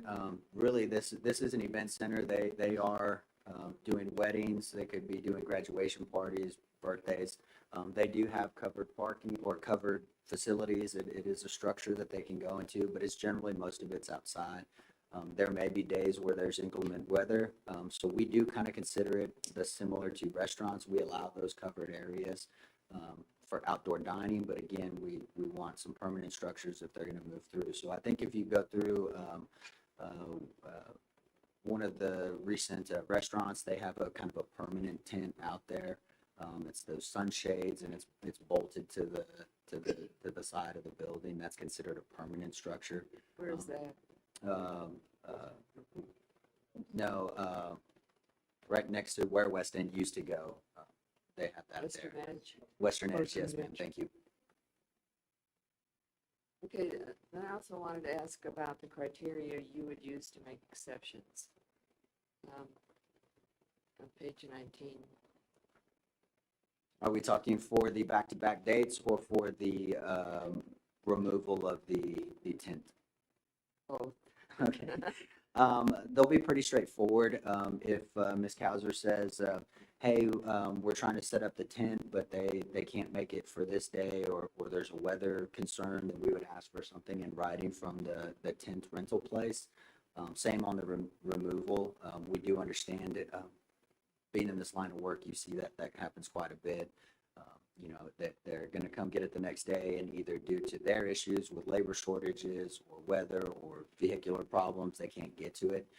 I think most cities you will see have an actual 72 hours on there before and after, and that is kind of a typical what you see, but our concern was 72 hours in one event, 72 hours, that's a full week. So we wanted to try and nudge that client to remove them further. So really on the request, we would ask for some kind of documentation or something on the removal. As far as the back-to-back goes, that's going to be a little bit of a gut feel. You know, we're lucky, or Ms. Kauser's unlucky, that our offices are right across the street and we have windows that we can see in the backyard. So, you know, if she did try to have it up for multiple weeks at a time and then came for that request, Anna and I would have that conversation about, hey, maybe now's not the time. Obviously, we'd want to know what the event was for, what was it serving, you know. So we would take all those into consideration, but we don't have a criteria that we're listed. We talked about it, but we didn't want to paint ourselves into a corner where we only had certain reasons that we could allow it. We did want to give some flexibility to them to move forward. So the tents that they would install would be not visible from Main Street, is that correct? Depending on where you stand on Main Street, you could probably see them, but I think if you're familiar with the building for the most part, I mean, you might see the top of them or the color, but they pretty much are enclosed. They have their existing structure on the front of the building. When you move around the side, they have a kind of a pavilion. It looks like you have some kind of skirting or screening on that one. It's an open air kind of pergola. And so there really would be right in the back.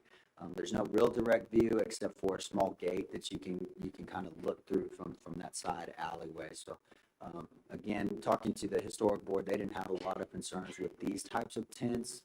You know, we're not talking a big top or you know, beer sales and stuff like that. I mean, we really are speaking to kind of weddings and things like that. The P&Z recommended not approving this. So they did recommend denial, but that conversation was based on wanting to see the language. They had talked about, they were looking at approval. They were discussing making a motion to include some language that would address Ms. Kauser's concerns. That was staff's recommendation, was that we not do that because, you know, we don't like kind of developing language on the fly. And so we knew that even if it was denied, that it would still, you know, they wanted to just kind of see it again before they signed off on it. But because we knew that this would come to council not once, but at possible 2 readings, we felt that we could kind of work that language in through. So again, even though it was denial, that's why it's still here. But it wasn't, they didn't have major concerns with any of the proposed regs. It was just really, they wanted to kind of fine tune that language to make sure that we were addressing their needs. So Daniel, with that denial, it will require a supermajority of the council on the second reading, is that right? For council to approve it, we need a supermajority, it should be 4 out of 5 because of the denial. So it's not going back to P&Z for clarification before No, it ma'am. comes back here. Right. This is it. Unless council denies it, and then they could start over again. I can support all the things we've talked about tonight. I like the 48 hours. I like the back-to-back, but I do, would request that staff would be flexible, that somebody can come to you with a request in writing and with good judgment, have some flexibility into allowing extra time if need be. And if they do have back-to-back, that they will be allowed, assuming that it is truly back-to-back and not, 3 weeks apart and that kind of thing. And also, I'm in favor of the addressing the impervious issue, the surface issue. Yes. Tom, comment? Yeah, I can understand the need to have tents up. If you're, I was in the restaurant business, and I understand that when you get busy, and everybody wants to do everything during the same period of time. And so I could see parties, well, I want this weekend, no, it's already booked. Well, can I have it this weekend? Or can I start Thursday because I'm going on my honeymoon on Sunday? So I could see that staff, that the city needs to be flexible, but I also, as far as being able to talk to the applicants about when the tent's going up, why it needs to stay up for an extended period of time, being maybe a week in itself. But then I'm also very cognizant of staff's viewpoint that if you become so busy that it warrants a permanent structure being built, then why not build a permanent structure? And not every event is going to need a tent, because there are some events that actually like to have grass, and there are events where they like to have grass, but 2 days before the event, the weatherman, if he's correct, says, "Oh, it's going to rain." Well, we still have to get married, so we need a tent. So I think that our city is flexible enough to understand that there are unforeseen circumstances that we can be cognizant of, and we can work with. I think that an event center downtown is it's unique. I think they've got a great location. They've done a marvelous job of restoring a historic building. Looks a lot different than the Sunnyside Hut liquor store. For those people who remember that, Jerry. I remember that. Yeah. So I would recommend. I'm in favor. I think it's good that we have a provision to have a staff member be able to approve any early or late removals. I'm okay with having staff's input now and not sending it back to P&Z, because I was at the P&Z meeting when they had the discussion about, well, what about the stipulations? And we could send it back to P&Z, and you could make the presentation tonight, or to them that you're making tonight. They would say, okay, well, let's send it back to council with the things that you're recommending, and it would just be back here, because I don't think you're going to change your recommendations, and I think this is in line with what the Planning and Zoning Commission was looking for. And I agree that we shouldn't be making policy decisions on the fly without input, long-term input. Thank you. I think you guys have said it all, but one thing I want to share with you, when ordinances are brought in, they're brought in at a specific time for what we feel or the council felt at that time, to protect our downtown. And, times do change. And this is government, I think, at its best working. Looking at an ordinance that may be somewhat obsolete, and I think staff has done a wonderful job in providing council on a very good ordinance adjustment. So I'm in favor of all the things that's been said. So I will entertain a motion if one would like to make one.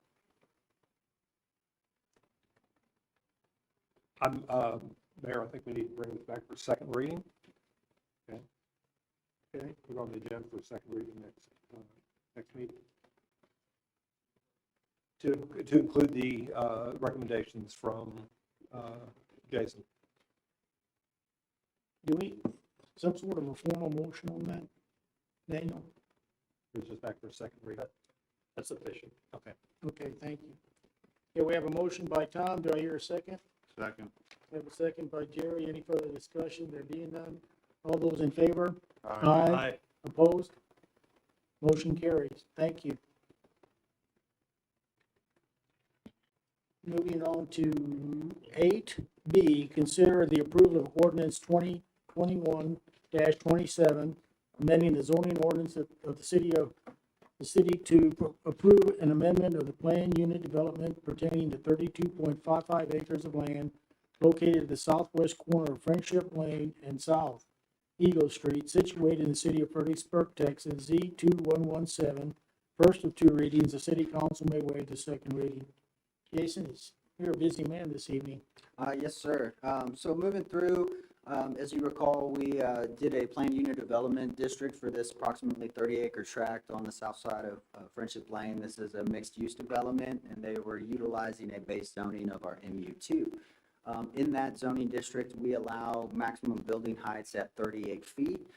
The applicant is considering a building that would have a maximum top point of 44 feet. So when we started doing our review and having those discussions, I looked at the measurements of height. So that's defined as the average of the highest and lowest grade adjacent to the building, measured to the highest gable on a pitched or hipped roof. So my counsel to the applicant was that their property was out of compliance with the code. However, after discussing with my staff who have been interpreting building height for the last 15 to 20 years, they pointed me to the definition sections of our code. So I highlighted both of those for y'all's review. But you can see the definition defines how we measure height slightly different. It says that the vertical distance from grade is to the average height of the highest gable on a pitched or hip roof. So it's basically saying you take the midpoint from the highest point to the lowest point of the roof, and that's your max height. That is how height has been interpreted by my predecessor and the building officials. So if you see a building in town that is 38 feet and it has a hipped roof, it may exceed that. I wouldn't know. I'd have to go measure it to see where that is, but that's how they've been interpreting it. After discovering that, I had some conversations with the applicant. Because this was a planned unit development district, we felt that it would probably just be best to bring this before council, have this issue clarified as far as so everybody knew how we were measuring height. And then I think the next step, depending on how you vote tonight, would be to bring back something for you at a later date to marry up those two sections of code so that they mean exactly the same thing. And whether that's the maximum to the top of the pitch or to the average of the roof line, I'll lean on council's direction on that. But the way we define it is the typical standard definition that most municipalities use. They measure at that midpoint of that roof line to the max heights. It's a fairly simple request, but if you have any other questions, I'll be glad to answer. Okay, I have a question. I believe that we need to clean up the ordinance so that the definition of height is in line with the way we measure height, because I think it's unclear and it's been a cause of confusion. So I've got a question. What's the maximum height on a two-story apartment? Would we use the same type of measuring system to measure the height of a two-story? And the reason I'm saying this is down the street on Friendship, you've got the Friendship, the Friendship Lane apartments, and they're two-story and they've got hip roofs on them. And what process did they go through to measure them? Are those under? Those are under. I don't know what the max measurement is for two-story. So there is no max height for two-story. Okay. Theoretically, they could go 38 feet. They could Okay. have 16-foot ceilings on the interior Okay. and a flat roof. So really that doesn't really come into effect. It is just the overall max Okay, height. then I'm not worried, about that. Here's the other thing that, I understand that Mr. Needham at the Planning and Zoning Commission said that he had I guess a street view of how high the 38 feet would look, I guess, from Friendship or from Eagle Street. And your response to him was, he said, would you like to see this? And you said, well, I would, but I'm not going to let you plug in a device into our system because it's not safe. And I agree totally. At the next hearing on this, is there a possibility of seeing his view on what the street view is going to be? If he's got it prepared, I think that would be valuable information. For council to look at. I have a two-part answer to that. Okay. At the meeting, if an applicant brings us a USB drive, if we get it within enough time prior to the meeting that we can do our IT scans to make sure there's no antivirus, we can do that. The second issue is we did receive a copy via email. Unfortunately, whatever software they used to create, we couldn't open that attachment. So if he wants to provide a hard copy or digital copy ahead of time, then we can provide that to you at the next reading. I would like to know how high they look, because I know that there are 4 apartments in the front, and the two apartment buildings fronting Friendship are 2-story. But then there's a 2-story and a 3-story that front Eagle Street, and I had an objection. I thought that all 4 of those front buildings should be 2-story.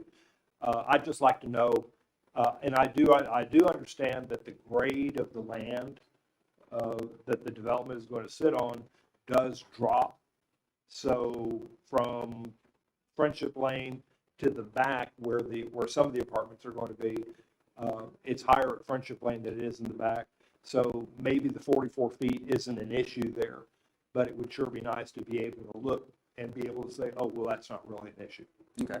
And Jason, just to clarify, the front of the property faces Friendship Lane.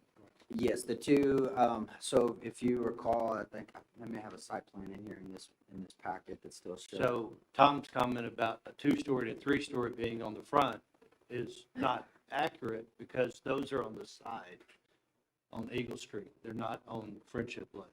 There's one of them's on, there's 2 that are side by side, and the 2 that face Friendship are 2-story in the front. That's correct. And they're 3-story behind. And I just made the comment that the people that are on Eagle Street now, because there are residents on Eagle Street, Right, will look and see one of these. and the developer made the 2 buildings on Friendship 2-story at the recommendation of council. Yes, Yes. correct. And I'm very glad that he did. Well, if it comes down to the difference between a pitch roof or a flat roof, I've dealt with flat roofs at the nursing home, and they stink. Anyway, you gotta have a pitch roof. You look at these buildings on Main Street that have flat roofs with all this rain and ice and this on them, there's a couple of them that collapsed. So I mean, if it comes down to doing something like this, going to allowing that pitch of the roof on that above the 38, I would say go for it. Well, I am not recommending the flat roof at all. I was just questioning the methodology that was being used. You know, we're saying that it's a 38-foot roof when it's actually a 44-foot roof. And if that's it, and if that's the way it is because of the way staff calculates roof heights, I'm okay with that as long as we put it in our ordinance that this is the way we're going to calculate roof heights. And while you have a 38-foot maximum, that could result in a higher than 38-foot roof because of the way the measurement is calculated. That's all I'm. So based on your comments earlier, your recommendation is to approve The 44 feet. Right. Yes, sir. Okay. And so that's why we didn't notice, George, on the, we didn't say what the height was on the notice. We didn't know how this conversation would go. We didn't know if the applicant would say, well, I could change my width of the size and change my pitch, and that would change the height. And so, because once you notice for it, you kind of have to stick with it. So we just went to exceed. But so yes, under the current proposal, he'd be at 44. Had he had a shorter building or a wider building with a different pitch, it could go to 45, 46. I would also support the 44 height with pitched roof. I have one suggestion, and that is relatively small, but for some reason we feel required to charge Mr. Needham $400 for a zoning change when we actually made the mistake, and he had to come back and request this change. So I would include in approving this that we not charge him $400.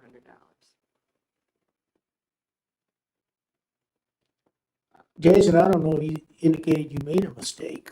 Well, maybe mistake was the wrong word, but, you know, We interpreting we it. did identify a discrepancy in our Yeah. code, and we did go through several staff hours to review it. Plus, most of that fee goes to actual newspaper notice and legal notice and everybody within 200 feet. But if council wants us to refund that $400, then I don't have that authority. I would need council's direction to do that. I also note that when Ken Carr was in to get approval for his project on Hoover Street across from HEB, the way you measured it would have been, had you measured it for the Needham project, it would have allowed the 44-foot height. So there was precedent for not requiring it to be lower. Correct. Like I said, it's just, I was new. This was my first go through on a height reg, and I look at definitions as definitions. I look at measurement to measure as measurement to measure. And so that's kind of just my thought process on that. Yeah. So there's no consideration that on their development proposal that they may have occurred and used the wrong format for developing the height of their buildings? Well, I know originally when they first came to us with the PD, they wanted to do it based on the building code, which matches our definition, which also is the reason most cities do that. At that time, staff recommended denial again of that because we were looking at the measurement section of the code. So, again, that was a learning curve on my part, and one of my first projects, which was fairly complicated. So, I think if that's the only thing we missed, John, sorry about that, but I think we did all right on that one. Yeah, hence my comment about if we can marry the codes up so that all they have to do is look at one area. I agree with you, Okay. sir. So you will probably see an item on a future agenda asking y'all to initiate that code change, and then we'll bring it back at that point. So based on the discussion, I would move to approve this applicant based on staff's recommendations. Waive the second reading. And waive the second reading. Did you waive the $400 fee as well? Sure. And I can second that. We have a motion by Bobby and a second by Kathy. Any further discussion? Instead of, do we need to have a discussion about waiving the fee? Is that something that we could do if we decide that the city made a mistake in the direction that we gave the applicant? Could that be a refund from the development department rather than part of the motion? I don't know that I would call it a mistake. Not at all. Mistake is not we didn't apply how we defined height based on the history of how we defined height. Does I that agree. make I don't, sense? mistake is It makes a lot of sense, and I can say Brian shared a lot of information with me in the lead up to him leaving. That was something we did not talk about, was the interpretation of height. So So I would not classify this as a mistake made by the city. Not at all. So, but I would be for, waiving the fee. Well, it's in your motion. Can we have a second? There is a motion. Yep. Kathy seconded. Daniel, is that an issue with the fee business?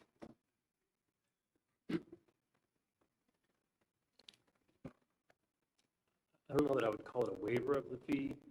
I guess the best way to look at it would be that maybe they filed an application and paid a fee when the application and the fee maybe wasn't really necessary. And so. Refund of an unnecessary fee? Right, almost like it was an overpayment by the applicant of a fee that didn't need to be paid in the first place. I prefer to characterize it that way versus a waiver of a fee, or a refund of a fee or anything like that. And I think you can include that as part of, I'll have to amend the ordinance to include that as one of your sections as part of this ordinance to, approve the amendment to the PUD, and also authorize the return of the fee or some language, if council wants to do that. Or could we, if council wants to have, or discuss, we want to return the fee, could that just be an administrative action by the department says, well, with this, the fee shouldn't have been charged, so we're going to send you back, we're going to send you a check, instead of making it a legal part of a motion. Possibly, I don't know if the administration would be comfortable with that approach. We don't feel like staff has that kind of authority, Tom, to refund any fees without council approval. That's our position. I don't think our auditor would appreciate that, and we just need to make sure we have it fully documented and approved in a public meeting. Motion on the floor. Daniel, how do we rescind this motion? Do we vote on it, vote it? Or can we rescind it somehow in another motion? Can I change my motion to reflect a refund as opposed to a waiver? If whoever seconded the first motion, Yes. if you consent to that amendment, you want to amend your motion, and then Kathy will agree to that amendment as the second. I would like to offer an amendment to my motion to change waiver of fee to refund fee. I'll second that. Okay, we have an amended motion by Bobby and second by Kathy. Any other further discussion? There being none, all those in favor? Aye. Aye. Motion carries 5-0. Okay, moving on to 8C, consider the approved ordinance 2021-28, amending the zoning ordinance of the city and changing the zoning district to approximately 0.647 acres of land located on the north side of Friendship Lane, approximately 700 feet east of the intersection of Friendship Lane and South Washington Street, situated in the city of Fredericksburg, Texas, changing the said property from C1 neighborhood commercial to C1.5 medium commercial and providing the effective date Z2116. First of two readings, council may waive the second reading. Jason. Eric, would you mind giving me control on my screen just so I can go through this? I'll need to kind of point around on some. So yes, the applicant currently has a C1 zoning. They had approached the city staff about moving into the C2 category. We had a little bit of concern with those uses next to that R1, which is again future city park. What we are looking at is, so ultimately after some discussion, we kind of talked, C1 is a neighborhood commercial zoning district, but it sits mostly with office type uses, no retail. So I think the C 1.5 is kind of a blend between the two. It allows restaurant limited and some retail limited. So under this zoning district, let's say like a Tops Donut or a local coffee would be allowed in that district, but a Starbucks would not meet that definition. So if you can see on the map, it's actually just the bottom right-hand corner. It's approximately 0.68 acres right up along Friendship Lane. I don't think you can see my cursor, Mayor Keeney, but I should have picked different colors for you. I know I put purple on red, so I apologize for that. See, Thank you, sir. thank you. I appreciate the efforts on my color blindness. Yes, we'll get that straight for you one day. And so, looking at it, we see a development pattern changing in the area. We have a lot of new residential coming into the area. We got Friendship Oak subdivision. They have their construction plans in for their first phase. We've also just talked about the PUD, the Seco project just down the road. So again, when you look at this area of town, there's not a lot of commercial to satisfy the residential needs of the area. We didn't want to open it up to the C2 because of those uses that can be in there, but we felt C1.5 was a good compromise. Again, the goal would be to try and keep some of these things in the neighborhood so that these future citizens don't have to drive across town, thus adding to our traffic impact. So we felt a small change in the residential area or in this area would be appropriate. So that's why staff is recommending approval of the requested zoning change. You can also see that it does meet the future land use plan. This property is inside that commercial zoning area. It does border the kind of MU, but this wasn't based on property lines. It was just more kind of a round dot. And when we looked at it, to me that says kind of commercial area. So I'd be glad to answer any questions you have on the zoning change request at this time. Okay, I guess maybe this is a discussion about not the zoning change. I think it's an appropriate change in the zoning, but this has to do with the development. Should I wait until the? I think ultimately, let's wait on the conditional use permit if you have questions on those, because while they are related, they are not mutually exclusive. So I could see a situation where council would feel comfortable with the zoning change and land uses, but may not be comfortable with the CUP. So let's let the merits of CUP here. Let me just tell you what it is. I'm looking at the site plan and the driveway, okay, to service. And I noticed that the driveway to service not only the Barron proposal, but anything north in the piece of property is directly across the street from the entrance. Is that correct, Stuart? They're directly across the street from the entrance to the Marriott Fairfield. Okay. Do you see that as being a problem, having those driveways? And I know there's nothing he can do because the land is situated the way it is. And there's really no other place to put a driveway except the shared use driveway there. Correct. So generally speaking, you kind of want your access points to line up. I can lean on Garrett if you want to touch base, but you'd rather have that than the offsets. Okay, that was my question. You don't have any problem with them being across from each other? Okay, great.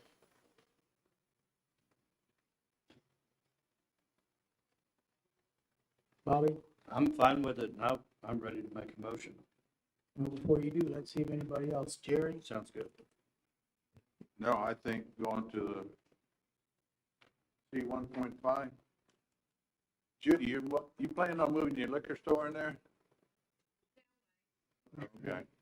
That was one of the things that came up, have a public, public facilities there, and then right beside you got a liquor store. Would you like one? Let's No. move on. Okay, Kathy? Okay. Good conversation, Jerry. Thank you. Well, okay. Kathy? I have no problem. I have none either. I'll entertain a motion then, Bobby. I'll move to approve as presented and waive the second reading. Second. Have a motion by Bobby and a second by Tom. Any further discussion? There being none, all those in favor? Aye. Opposed, there is none. Motion carries. Moving on to 8E. Mayor, if I Wait. may interrupt, I Please do, apologize. please do. Is there any way we can move to the CUP next, and that way Sure, we can knock their stuff out? We'll go to 9A then. Thank you for that. Consider the approval of request by Stuart Parent for conditional use permit per section 3.205 of the city zoning ordinance to allow drive-through or drive-in facilities for approximately 0.647 acres of land located on the north side of Friendship Lane, approximately 700 feet of the intersection of Friendship Lane and South Washington Street. Jason? Yes, thank you. So, if you look at the site plan, Eric, that'll be on page 58. If you could pull that one up, or, I'm sorry, 57. Yeah. Yes, sir. The applicant's requesting the CUP. Any drive-through in the facility, in the city requires a CUP regardless of the zoning district. So the applicant was originally proposing two drive-throughs, one on the western portion and then one on the eastern portion. Their thought was some type of restaurant or coffee shop on the left, and then some kind of either pharmacy or laundromat on the other. However, when we started looking at this, we felt that that would create some points of conflict between the two drive-throughs. So you're coming around and you're in line for the possible building on the right. You have to kind of go in the right lane, bypass it, get back into essentially kind of a loading aisle, and then queue up for the other line. So depending on how businesses was or popularity, you know, we felt that there was some conflict there. So we staff recommended that only one, given the site layout, that probably only one drive-through would work best. The other issue was the applicant, if you see to the north and to the east of the property lines, you'll see some hatch shading areas. This is actually, the applicant is requesting to utilize impervious cover, impervious concrete to meet their impervious cover cap. So one of the comments that we had was we wanted to see some of the details or standard specifications on the type of porous concrete that they're using. There's several different types. They have their own maintenance plans, their own pros, their own cons. Ultimately, that'll be something that engineering could sign off on if they felt comfortable with that. So there's a couple of things on the site plan that we still have some comments on. One of them was the loading area. We show that there's a conflict between the drive-through and the loading area. The applicant had removed that, but that's a requirement by code. So we did get an updated site plan at the end of last week. We haven't had time to review that. So I'm going to make the same recommendation that I've recommended to P&Z, is that if council, normally these site plans are approved as part of the CUP process, but in this instance, if you're okay with the CUP, you could make it conditional on the site plan going back to P&Z and fine tuning everything. So that's the only request that staff has made, is that we just recommend approval of the CUP, but that it goes back to P&Z for site plan approval. Does the CUP that you're recommending note the location of the drive-through? If we're just allowing one, are we just allowing it on the west side? We felt that the site could work with either location, and so we would leave it up to the applicant to let him know what works best for his building and his design. And we're not sure how far along he is in the design process itself. Okay. So if he came to flip it, as long as it still worked, we would still recommend the CUP.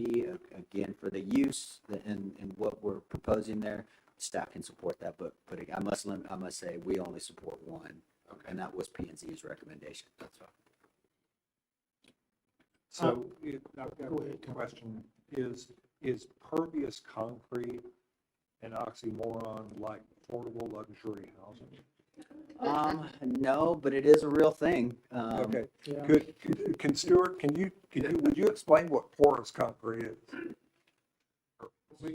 On the last two building projects we did, if you want to see, you can come up to the corner there at 87 and 290, where those big oak trees are there. It's a way of, and there are multiple different ways of building it or making it. It's basically concrete without the sand in it. And so it's the more porous stone bound together with the cement without any sand. So water runs right through it. And we have examples of it at both of those two sites up there where we wanted to preserve pecan trees or oak trees. In the new site plan, we do have, we have eliminated the pervious concrete because we've given the right amount Like I said, we've submitted and we found a way to get all the green space that we needed to do with removing a couple parking spaces and adding a little bit here and there and massage that out so there really won't be a question. But around the trees, we still plan on using it. We're just not going to take the allowance for it. So here's I guess a question. I've really I've never seen pervious concrete before. Does it hold up as well? No, not as well as concrete, but it's close. It's a whole lot better than asphalt. Hard concrete with the sand in it will last a lot longer, and you'll be able to see if you go up there. Okay. There's a little bit of rutting, and some of the rocks do come loose. Holds together pretty well, but not as good as regular concrete. Yeah, the Romans had the right idea. Yes, sir. And are we second reading this one too? I have a question, concern. You know, there's gonna be pedestrian traffic, you know, leaving the building to get to the parking. And of course, you have the drive-through. And I've experienced this with my grandkids. Is there any way we can tie at least some kind of a walkway, painting? You know, this is, you know, some people are driving, they understand there could be pedestrian traffic going from the front door to the parking lot. I think we could mention that to P&Z, and they could make that a condition on there. But the applicant will be required to construct sidewalks. That north side of the property is on the sidewalk master plan, so there will be a sidewalk connection across their driveway, and they'll have to have the handicap ramps with the knobs and the ADA ramps. So Well, I'm concerned about their drive-through facility when people are exiting and coming, well, more so exiting than when they're coming in. From their front, there's parking in the front. I presume their front door will be in the front, facing Friendship. And I think HEB has done a good job of it, and so has Walmart by having a walk-across area marked so people can understand there could be people walking across there, paying a little more attention. okay, well, I think Stuart can. I don't know that paint will make or break his project if he's willing to do that. If not, we can address it as part of the site I think plan. it's a safety issue. We Or need to take a look at. or you can make it as part of your condition on your conditional use permit. I'd sure like to see something, you know, and I know when Security State Bank got their permission, you know, to redo Beckman's, I was encouraging, and they did do for the school kids walking on the sidewalk to have signage up, you know, for pedestrian crossing, to help try to prevent that accident from occurring. So I would encourage us to include some kind of language that would work with staff to accommodate some kind of a safety feature crossing their driveway.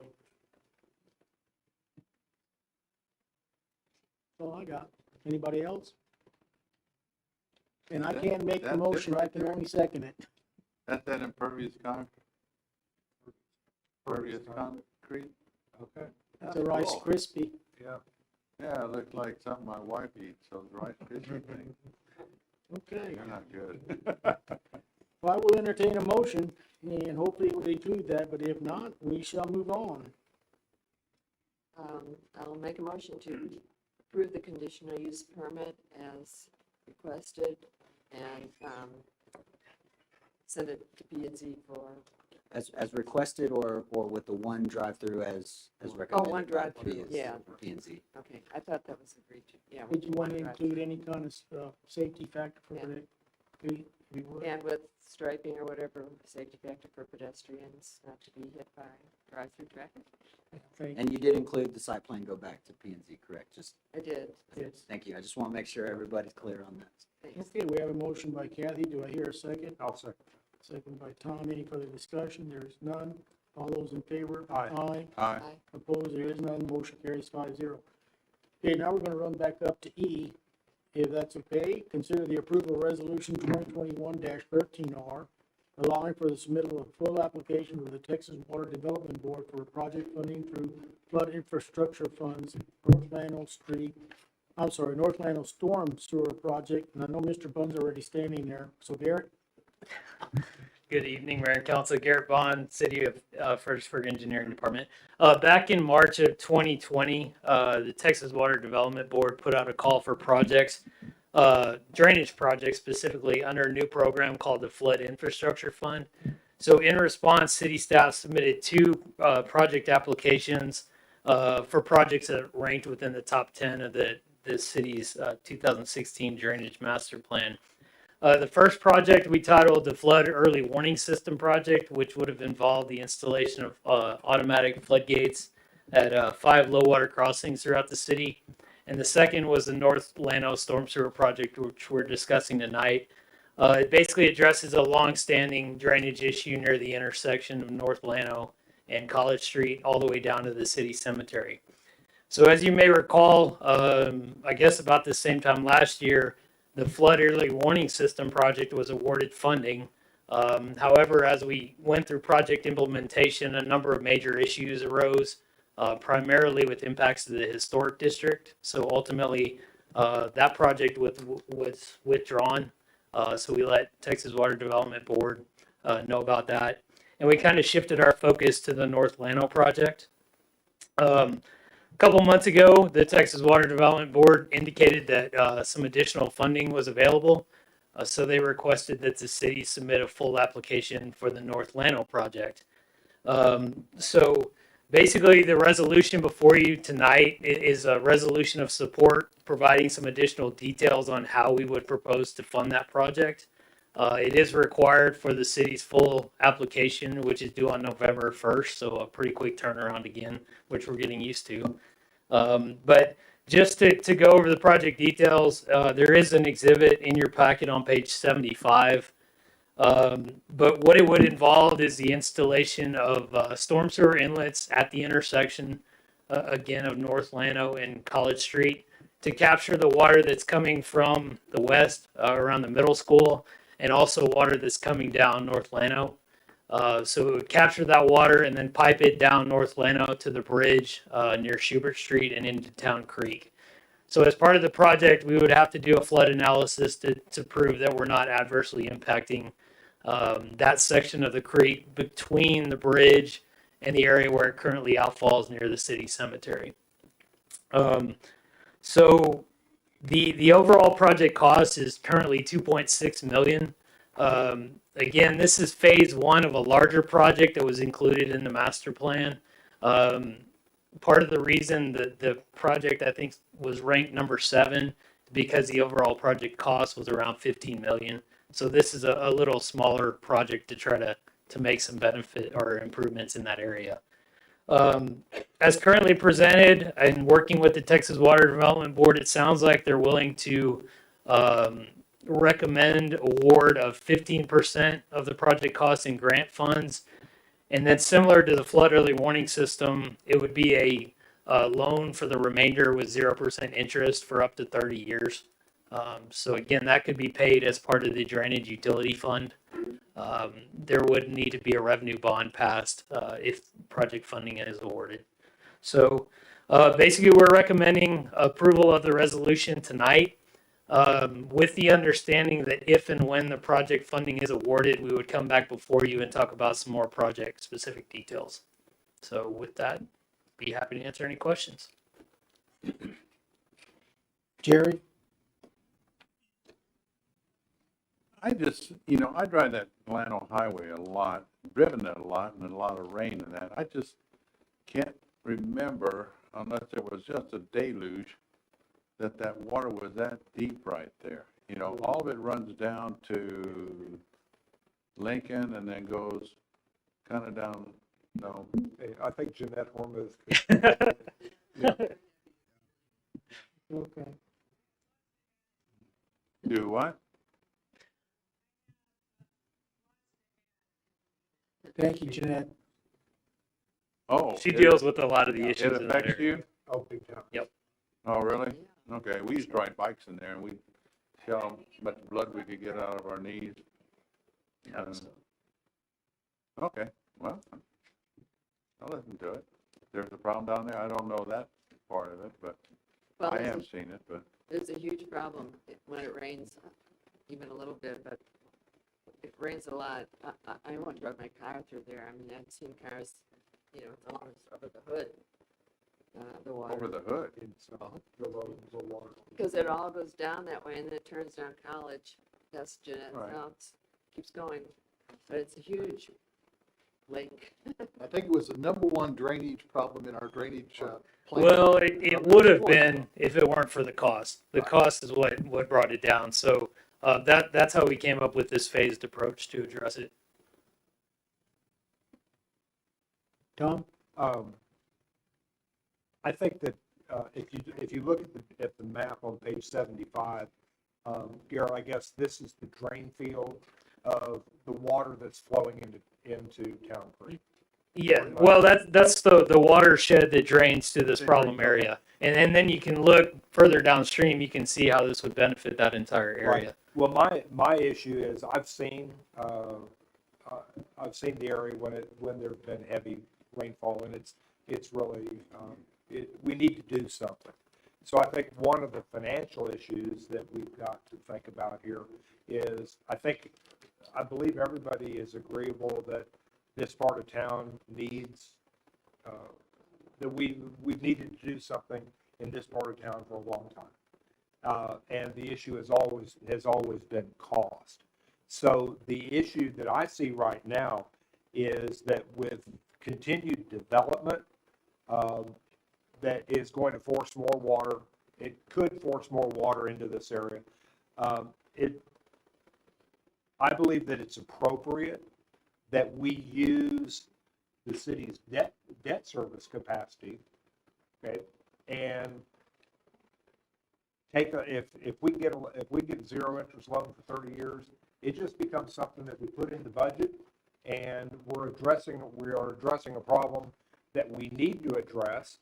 I wish that from the Water Development Board we could get more than 15%, but 15% is better than nothing, and we need to address the problem. So my vote is that we move forward and submit the paperwork and hope that we get the grant from TxDOT or from the Water Development Board so that we can start addressing this problem and keep backyards.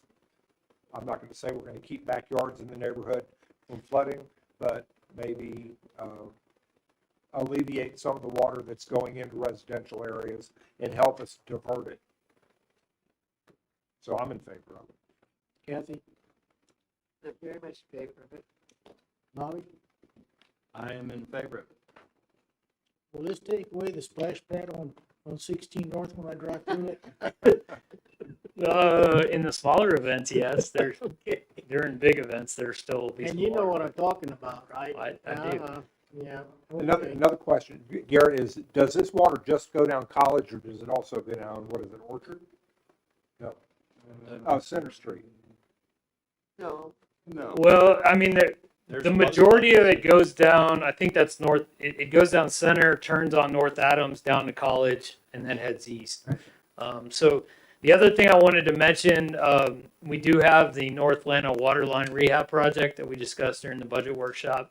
We're trying to tie these projects together. You know, it'll all depend on project timing and schedules, but the hope would be that if this project is approved, that we could complete those at the same time. Any further questions? If not, I'll entertain a motion. I'll move that we approve or resolve to accept the flood infrastructure fund grant application, or make that application. Okay, a motion by Kathy. Do I hear a second? I'll second that. Second by Tom. Any further discussion? There is none. All those in favor? Aye. Aye. Opposed? There is none. Motion carries 5-0. Thank you all.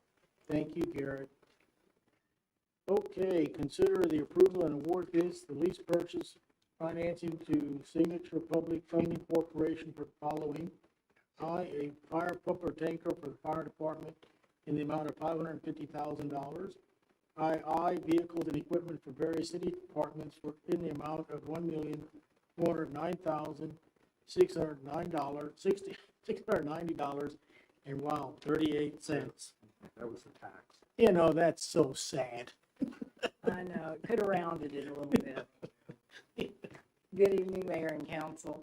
The first lease purchase finance, the city adopted budget, approved funding for lease purchase payments for the acquisition of a fire pumper tanker for the fire department. The purchase price of $550,000 will be financed. With the financing bid, was received from Signature Public Financing. The purchase price of $550,000 will be financed. The financing bid was received from Signature Public Financing. The purchase price of $550,000 will be financed. With the financing bid was received from Signature Public Financing. The purchase price of $550,000 will be financed. funding with an interest rate of 1.568. Staff recommends that council award the financing to Signature Public Funding for the fire pumper. Danny, do we need to do a separate motion on each one of these?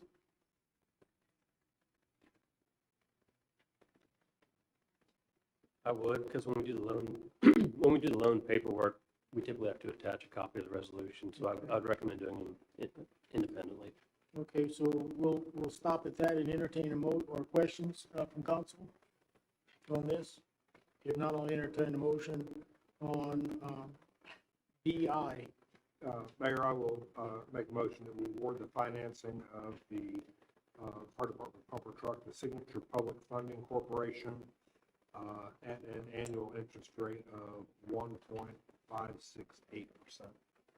We have a motion by Tom, Second. second by Jerry. Any further discussion? Laura, is that a annual interest rate? Yes. Keeping up. We're not making much money. With that being said, all those in favor? Aye. Opposed? There is none. Motion carries 5-0. We'll move to double I, vehicle, I'm gonna repeat this, vehicles and equipment for various city departments in the amount of $1,409,690.38.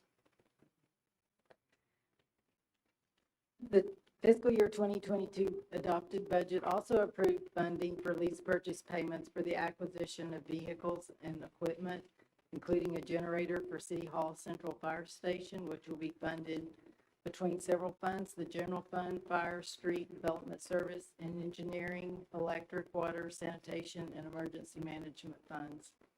Also, a chip spreader for the street department, Bobcat for the water department, garbage truck for sanitation fund, ambulance for EMS, street sweeper for the drainage vegetation fund, and 2 generators for the east and west towers that will be funded by the emergency management fund.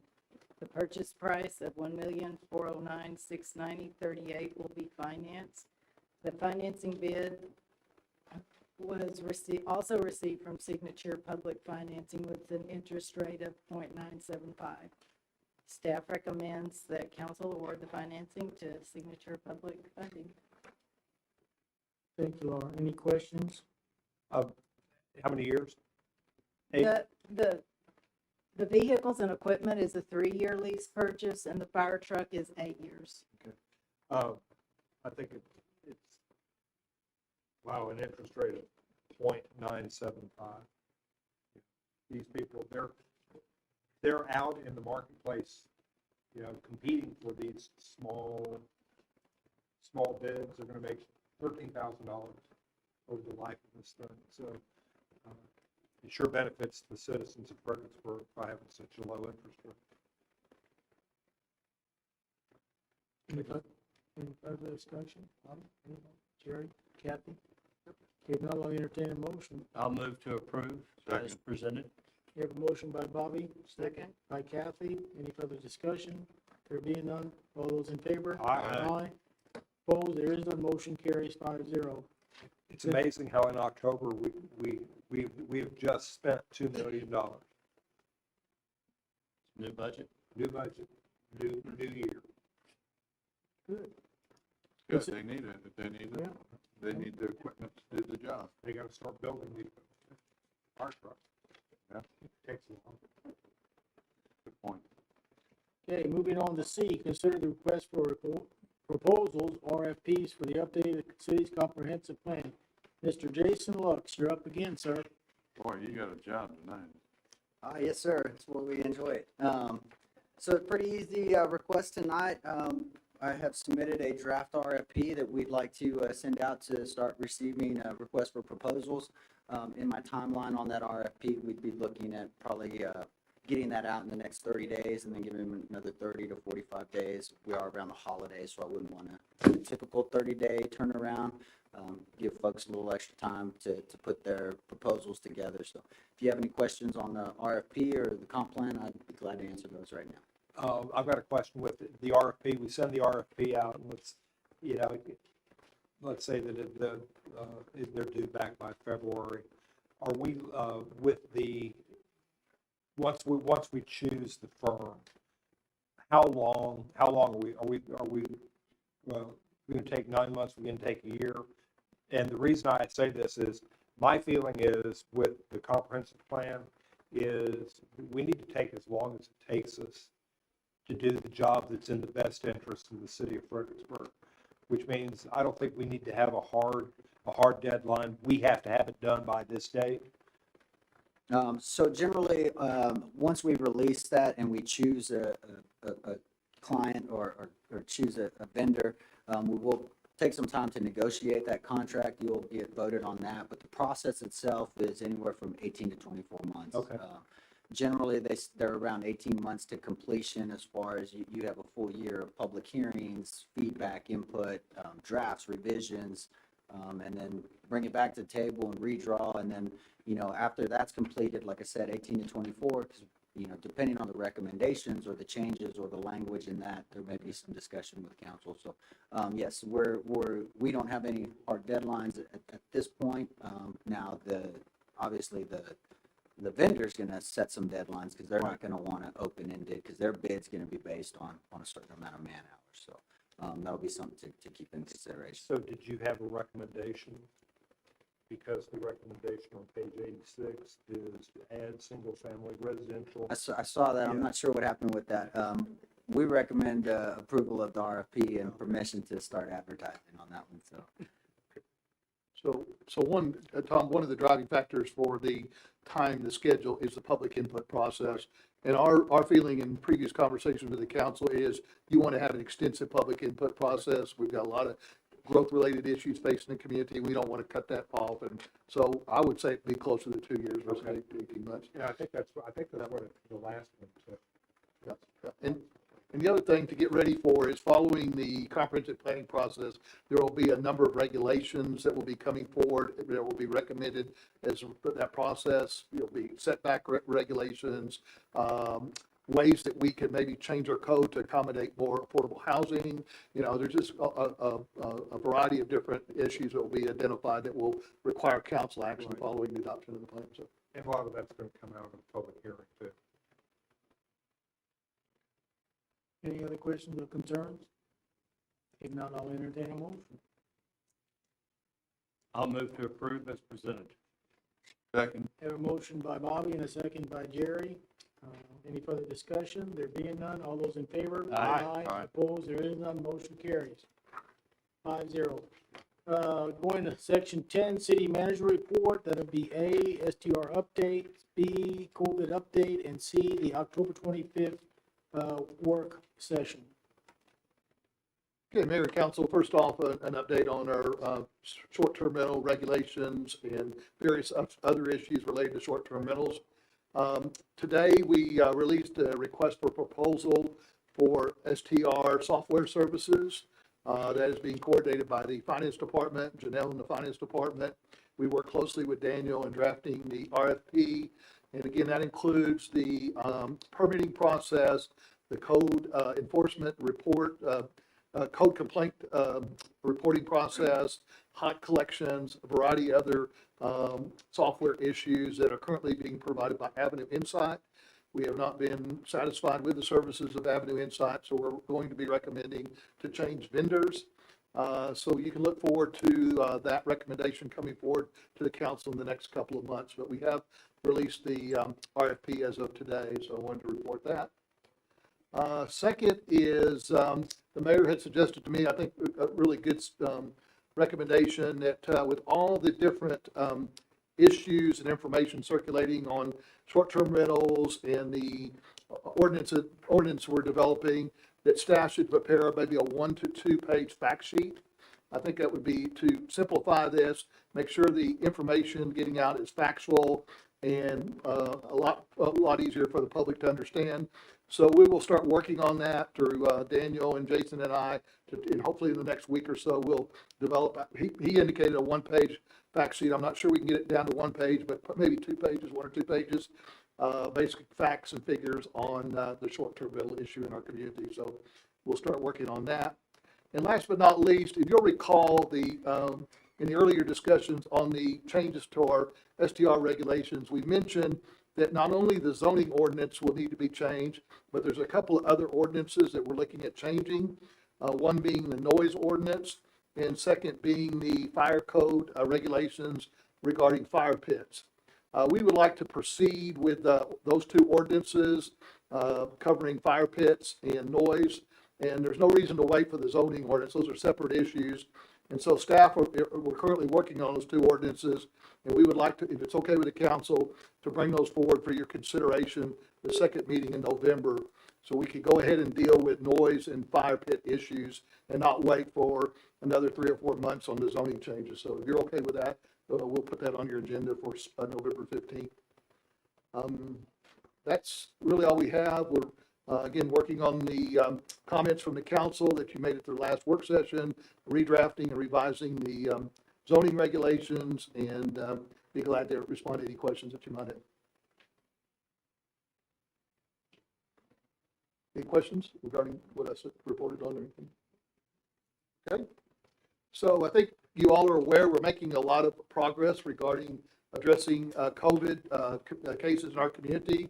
All of the trends are positive over the last 30 days or so, and I'm passing out a fact sheet that Justin Calhoun prepared today to kind of show you how the cases are going down in just about all areas. So we'll just kind of go through the highlights of this report real quickly with you. You can see the active cases in Gillespie County are down to 49. They've been averaging 76. Last month they were 90. In September they were 103. So again, the active cases right now are 49. So basically half of what they were in the month of September. As far as hospitalizations, again, that number is down. We had 2 individuals in the local hospital today. We've been averaging 3 per day in October. And again, if you look at the numbers, 8 in August, an average of 8, and in September, an average of 8. So again, the hospitalization numbers are going way down. So all these are real positive indicators. The positivity rate, again, is looking very well, very good. 9.45% over the last 7 days. And again, if you'll recall, that number was 15 to 20% a month or 2 ago. So that number is also looking good. We have a number of take-home tests that we've been providing to city and county employees and their families. So we've been self-testing a lot among our employees. And we've also provided the Needs Council with the these take-home tests, and they've been passing them out to the community. The numbers at the high school and the other FISD facilities are way down, as you can see on this report. And at the same time, the second page, you can see our vaccinations have continued to increase.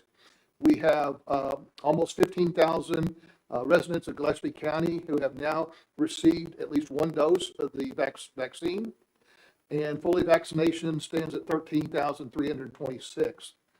And so the vaccination numbers continue to increase. So again, all the indicators as far as the COVID exposures in the county are looking real good. Hopefully that trend will continue as we proceed through the remainder of the fall and the winter. Be glad to respond to any questions that you may have on this report. Okay, so next Monday, we have our next city council work session. First off, we don't have anything on short-term rentals on the agenda, so but we do have a couple of items. We originally called this work session, if you'll recall, for 2 major topics.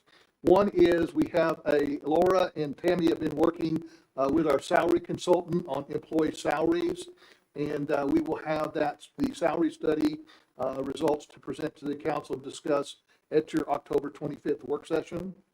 And then we have some affordable housing developers that want to come in. Bobby and Kathy and I have met with them, along with Jason and Tim Lindbergh and several other representatives from the chamber. And they want to do some affordable housing projects here and have some financing options that they want to present to the council. So that will be presentations at the October 25th work session. And then we need to add 2 items to that agenda.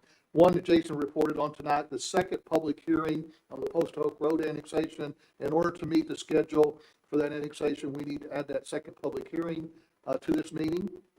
And then we need for the council to consider a resolution authorizing a EDA grant for the downtown parking project. We have an opportunity to apply for over $1 million for an EDA grant to help support the new parking facility. We had a briefing on that today. The mayor attended. And so that deadline for that grant is the end of October. So that's why we need to move that to the special meeting on the 25th. So that's what we have, those 4 items for October 25th. Again, that meeting is at 9 o'clock at the Cardinal Room at the golf course. And we should have an agenda going out to the council, looks like by Wednesday of this week. Ken, did you say we are or are not taking up STRs? We are not. Against my. It's not on the agenda. That's why we're having that meeting. What? Thought that's why we were having that special meeting. No? The council has not indicated when you want to talk about SDRs again. Well, we're gonna have STRs, we need a bigger room than that. So that, yeah, that's not on the agenda for our workshop. Yeah, so CAT staff again is working on the regulations, and until we get those redrafted, there's really no reason for the council to meet back in work session. Okay, items for a future agenda. Okay, we do have a listing of items for the next 2 meetings, and I have a number of changes to those reports in your packet on page 103. This is the regular council meeting on November 1st. We, under ordinances, you can cross off number 1 and number 3 because the council adopted the SACO request, second reading on that, and you also approved the Stewart Banner request, so you can cross those items out. And we will have the second reading on the tent ordinance involving event centers, so that will be as a second reading on your next agenda. We already acted on the first 2 resolutions tonight, the contracts for lease purchases. We will have a resolution, I think, on a contract for EMS billing services. That may or may not be on the agenda. Is that billing or billing? Billing, B-I-L-L-I-N-G. Yeah. And we have, we'll have council consideration of the 2022 city holidays. One interesting item on the agenda is we'll have the new city municipal court judge to give an update on her efforts to catch up on the court cases across the street. So she will be here with an update report. And then, Daniel, I'm not sure the vacator right away. I'm not sure what right away that is on the executive session. Things on South Milam Street. Okay. One other item that visited with the mayor about today, we will have a lease, a recommended extension of the lease on the Art Guild, 1-year extension on their Art Guild lease on your agenda. That's what we have so far for November 1st. And then if you'll flip over November 15th, I think just about all these items are coming through Planning and Zoning Commission, except for the last item. Does the council want to hear a little bit about these items tonight, or you want to just wait on, if so, I'll let Jason kind of give you a brief overview of the items coming through Planning and Zoning that will be on your November 15th agenda. Would you all like to hear about those tonight, or you want to wait? I'm fine to wait. We can wait. Let's wait. Wait. Okay. And again, we'll add the fire pit regulations to that agenda and the noise ordinance changes to that agenda. And that right-of-way item is, the city received an application from 2 property owners that have property adjacent to existing city right-of-way that's really no longer utilized by the city, and so they're requesting the city release that right-of-way. So that's what we have for future council items. Okay, council comments. I'm gonna start with Jerry. Okay. That'd be you. Oh, well, the county, there's not much to go over there that involves the city and that, but, I left a little picture or photograph out there of, 2 kids one was vaccinated and one wasn't, and they were infected both at the same time, and you can see what it did to the one that was unvaccinated. Take a look at it. It's real interesting. What else was I gonna say? Oh, and the reason here on this annexation, if anybody remembers what Kerrville Highway used to be before the city did the Milam Street, you couldn't even hardly get across town when school came up. So this is why we went and did a development of the Milam Street extension all the way down to high school. This is what we're looking at here with this Cherry Street extension and this over on that side to get more relief on that side of town. We need to get more relief to the north side of town also. And if I'm not mistaken, that as far as these, what was we talking about, Daniel? The certified letters. If people would just go to their mailbox and get their certified letter out of their mailbox, they might know what we're talking about. What else? There's something else, Daniel. Anyway, well, I guess I've said enough. Thanks, Bobby. No comment. Tom? I was, at times, there seems to be a lot of confusion among citizens of our city and of our county about what the city can do and what the county can do. So I was thinking this afternoon about it might be in the best interest of the community. The city regulates STRs in a different way than the county regulates STRs. The city regulates permits for water in a different way than the county does in development. And I think a lot of people don't understand that city government and county government are structurally very different because we work under each of us work under different sets of instructions by law. So I was thinking that it might be maybe a worthy exercise for a social scientist to try to come up with some kind of a fact sheet or a presentation that could be put on the county website or the city website. What do I have to do to get an STR permit in the county? What do I have to do to get an STR permit in the city? How are they different? And they're very different. What do I have to do to drill a well? Okay, and I think these are things that many people they just don't know, and I think that I will start a process of, okay, well here are some issues. How are they different, and what can we do to try to help educate the public as to what their responsibilities are, what the city's responsibility is, what the county's responsibility is. I think in our community we have always prided ourselves with the relationship between the city of Fredericksburg and and Gillespie County, the Commissioner's Court, in that we do have, we are civil to one another. We agree on things. We work together. We have jointly funded projects. We're not charging people that live, of course, everybody lives in the county, right? If you live in the city, you live in the county. But we don't, the city of Fredericksburg doesn't charge people who don't live in the city of Fredericksburg but live in Gillespie County. We don't charge them additional fees to use the dump or to use Lady Bird Park or to go to the swimming pool or, a lot of things because we all live in the same community. So I think that a way of passing information around, making sure that, oh, I want to answer this question. Where can why can't I do this in the county? They do it like this in the city. Well, two different operations.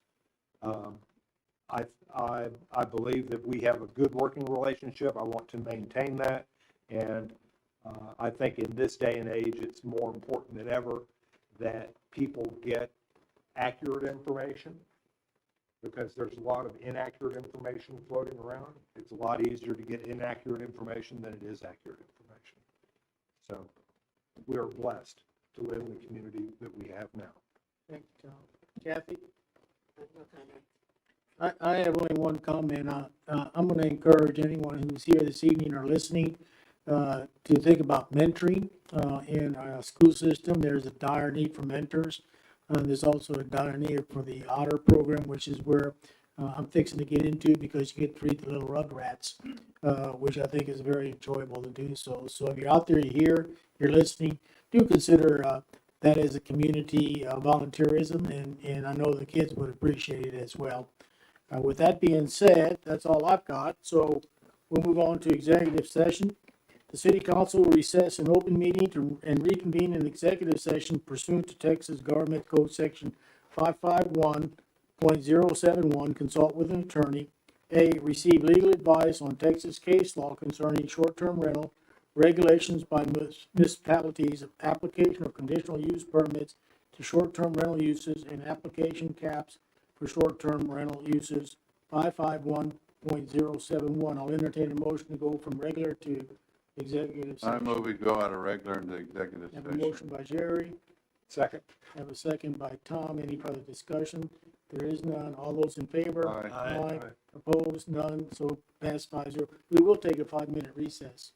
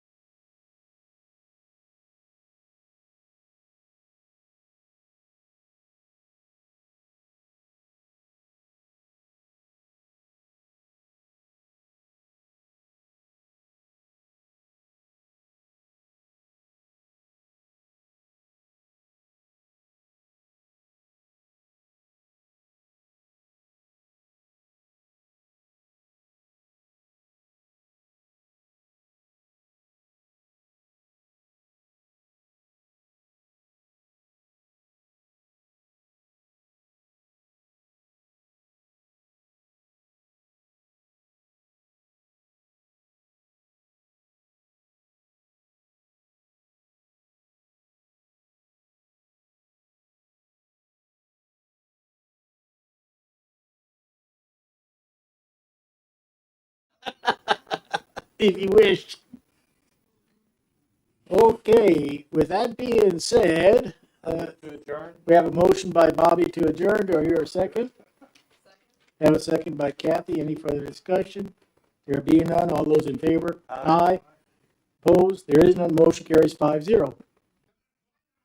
I like though that German, was there no 14? There's nothing coming out of it that y'all need to know? There's no 14? Okay, all right. Thank you.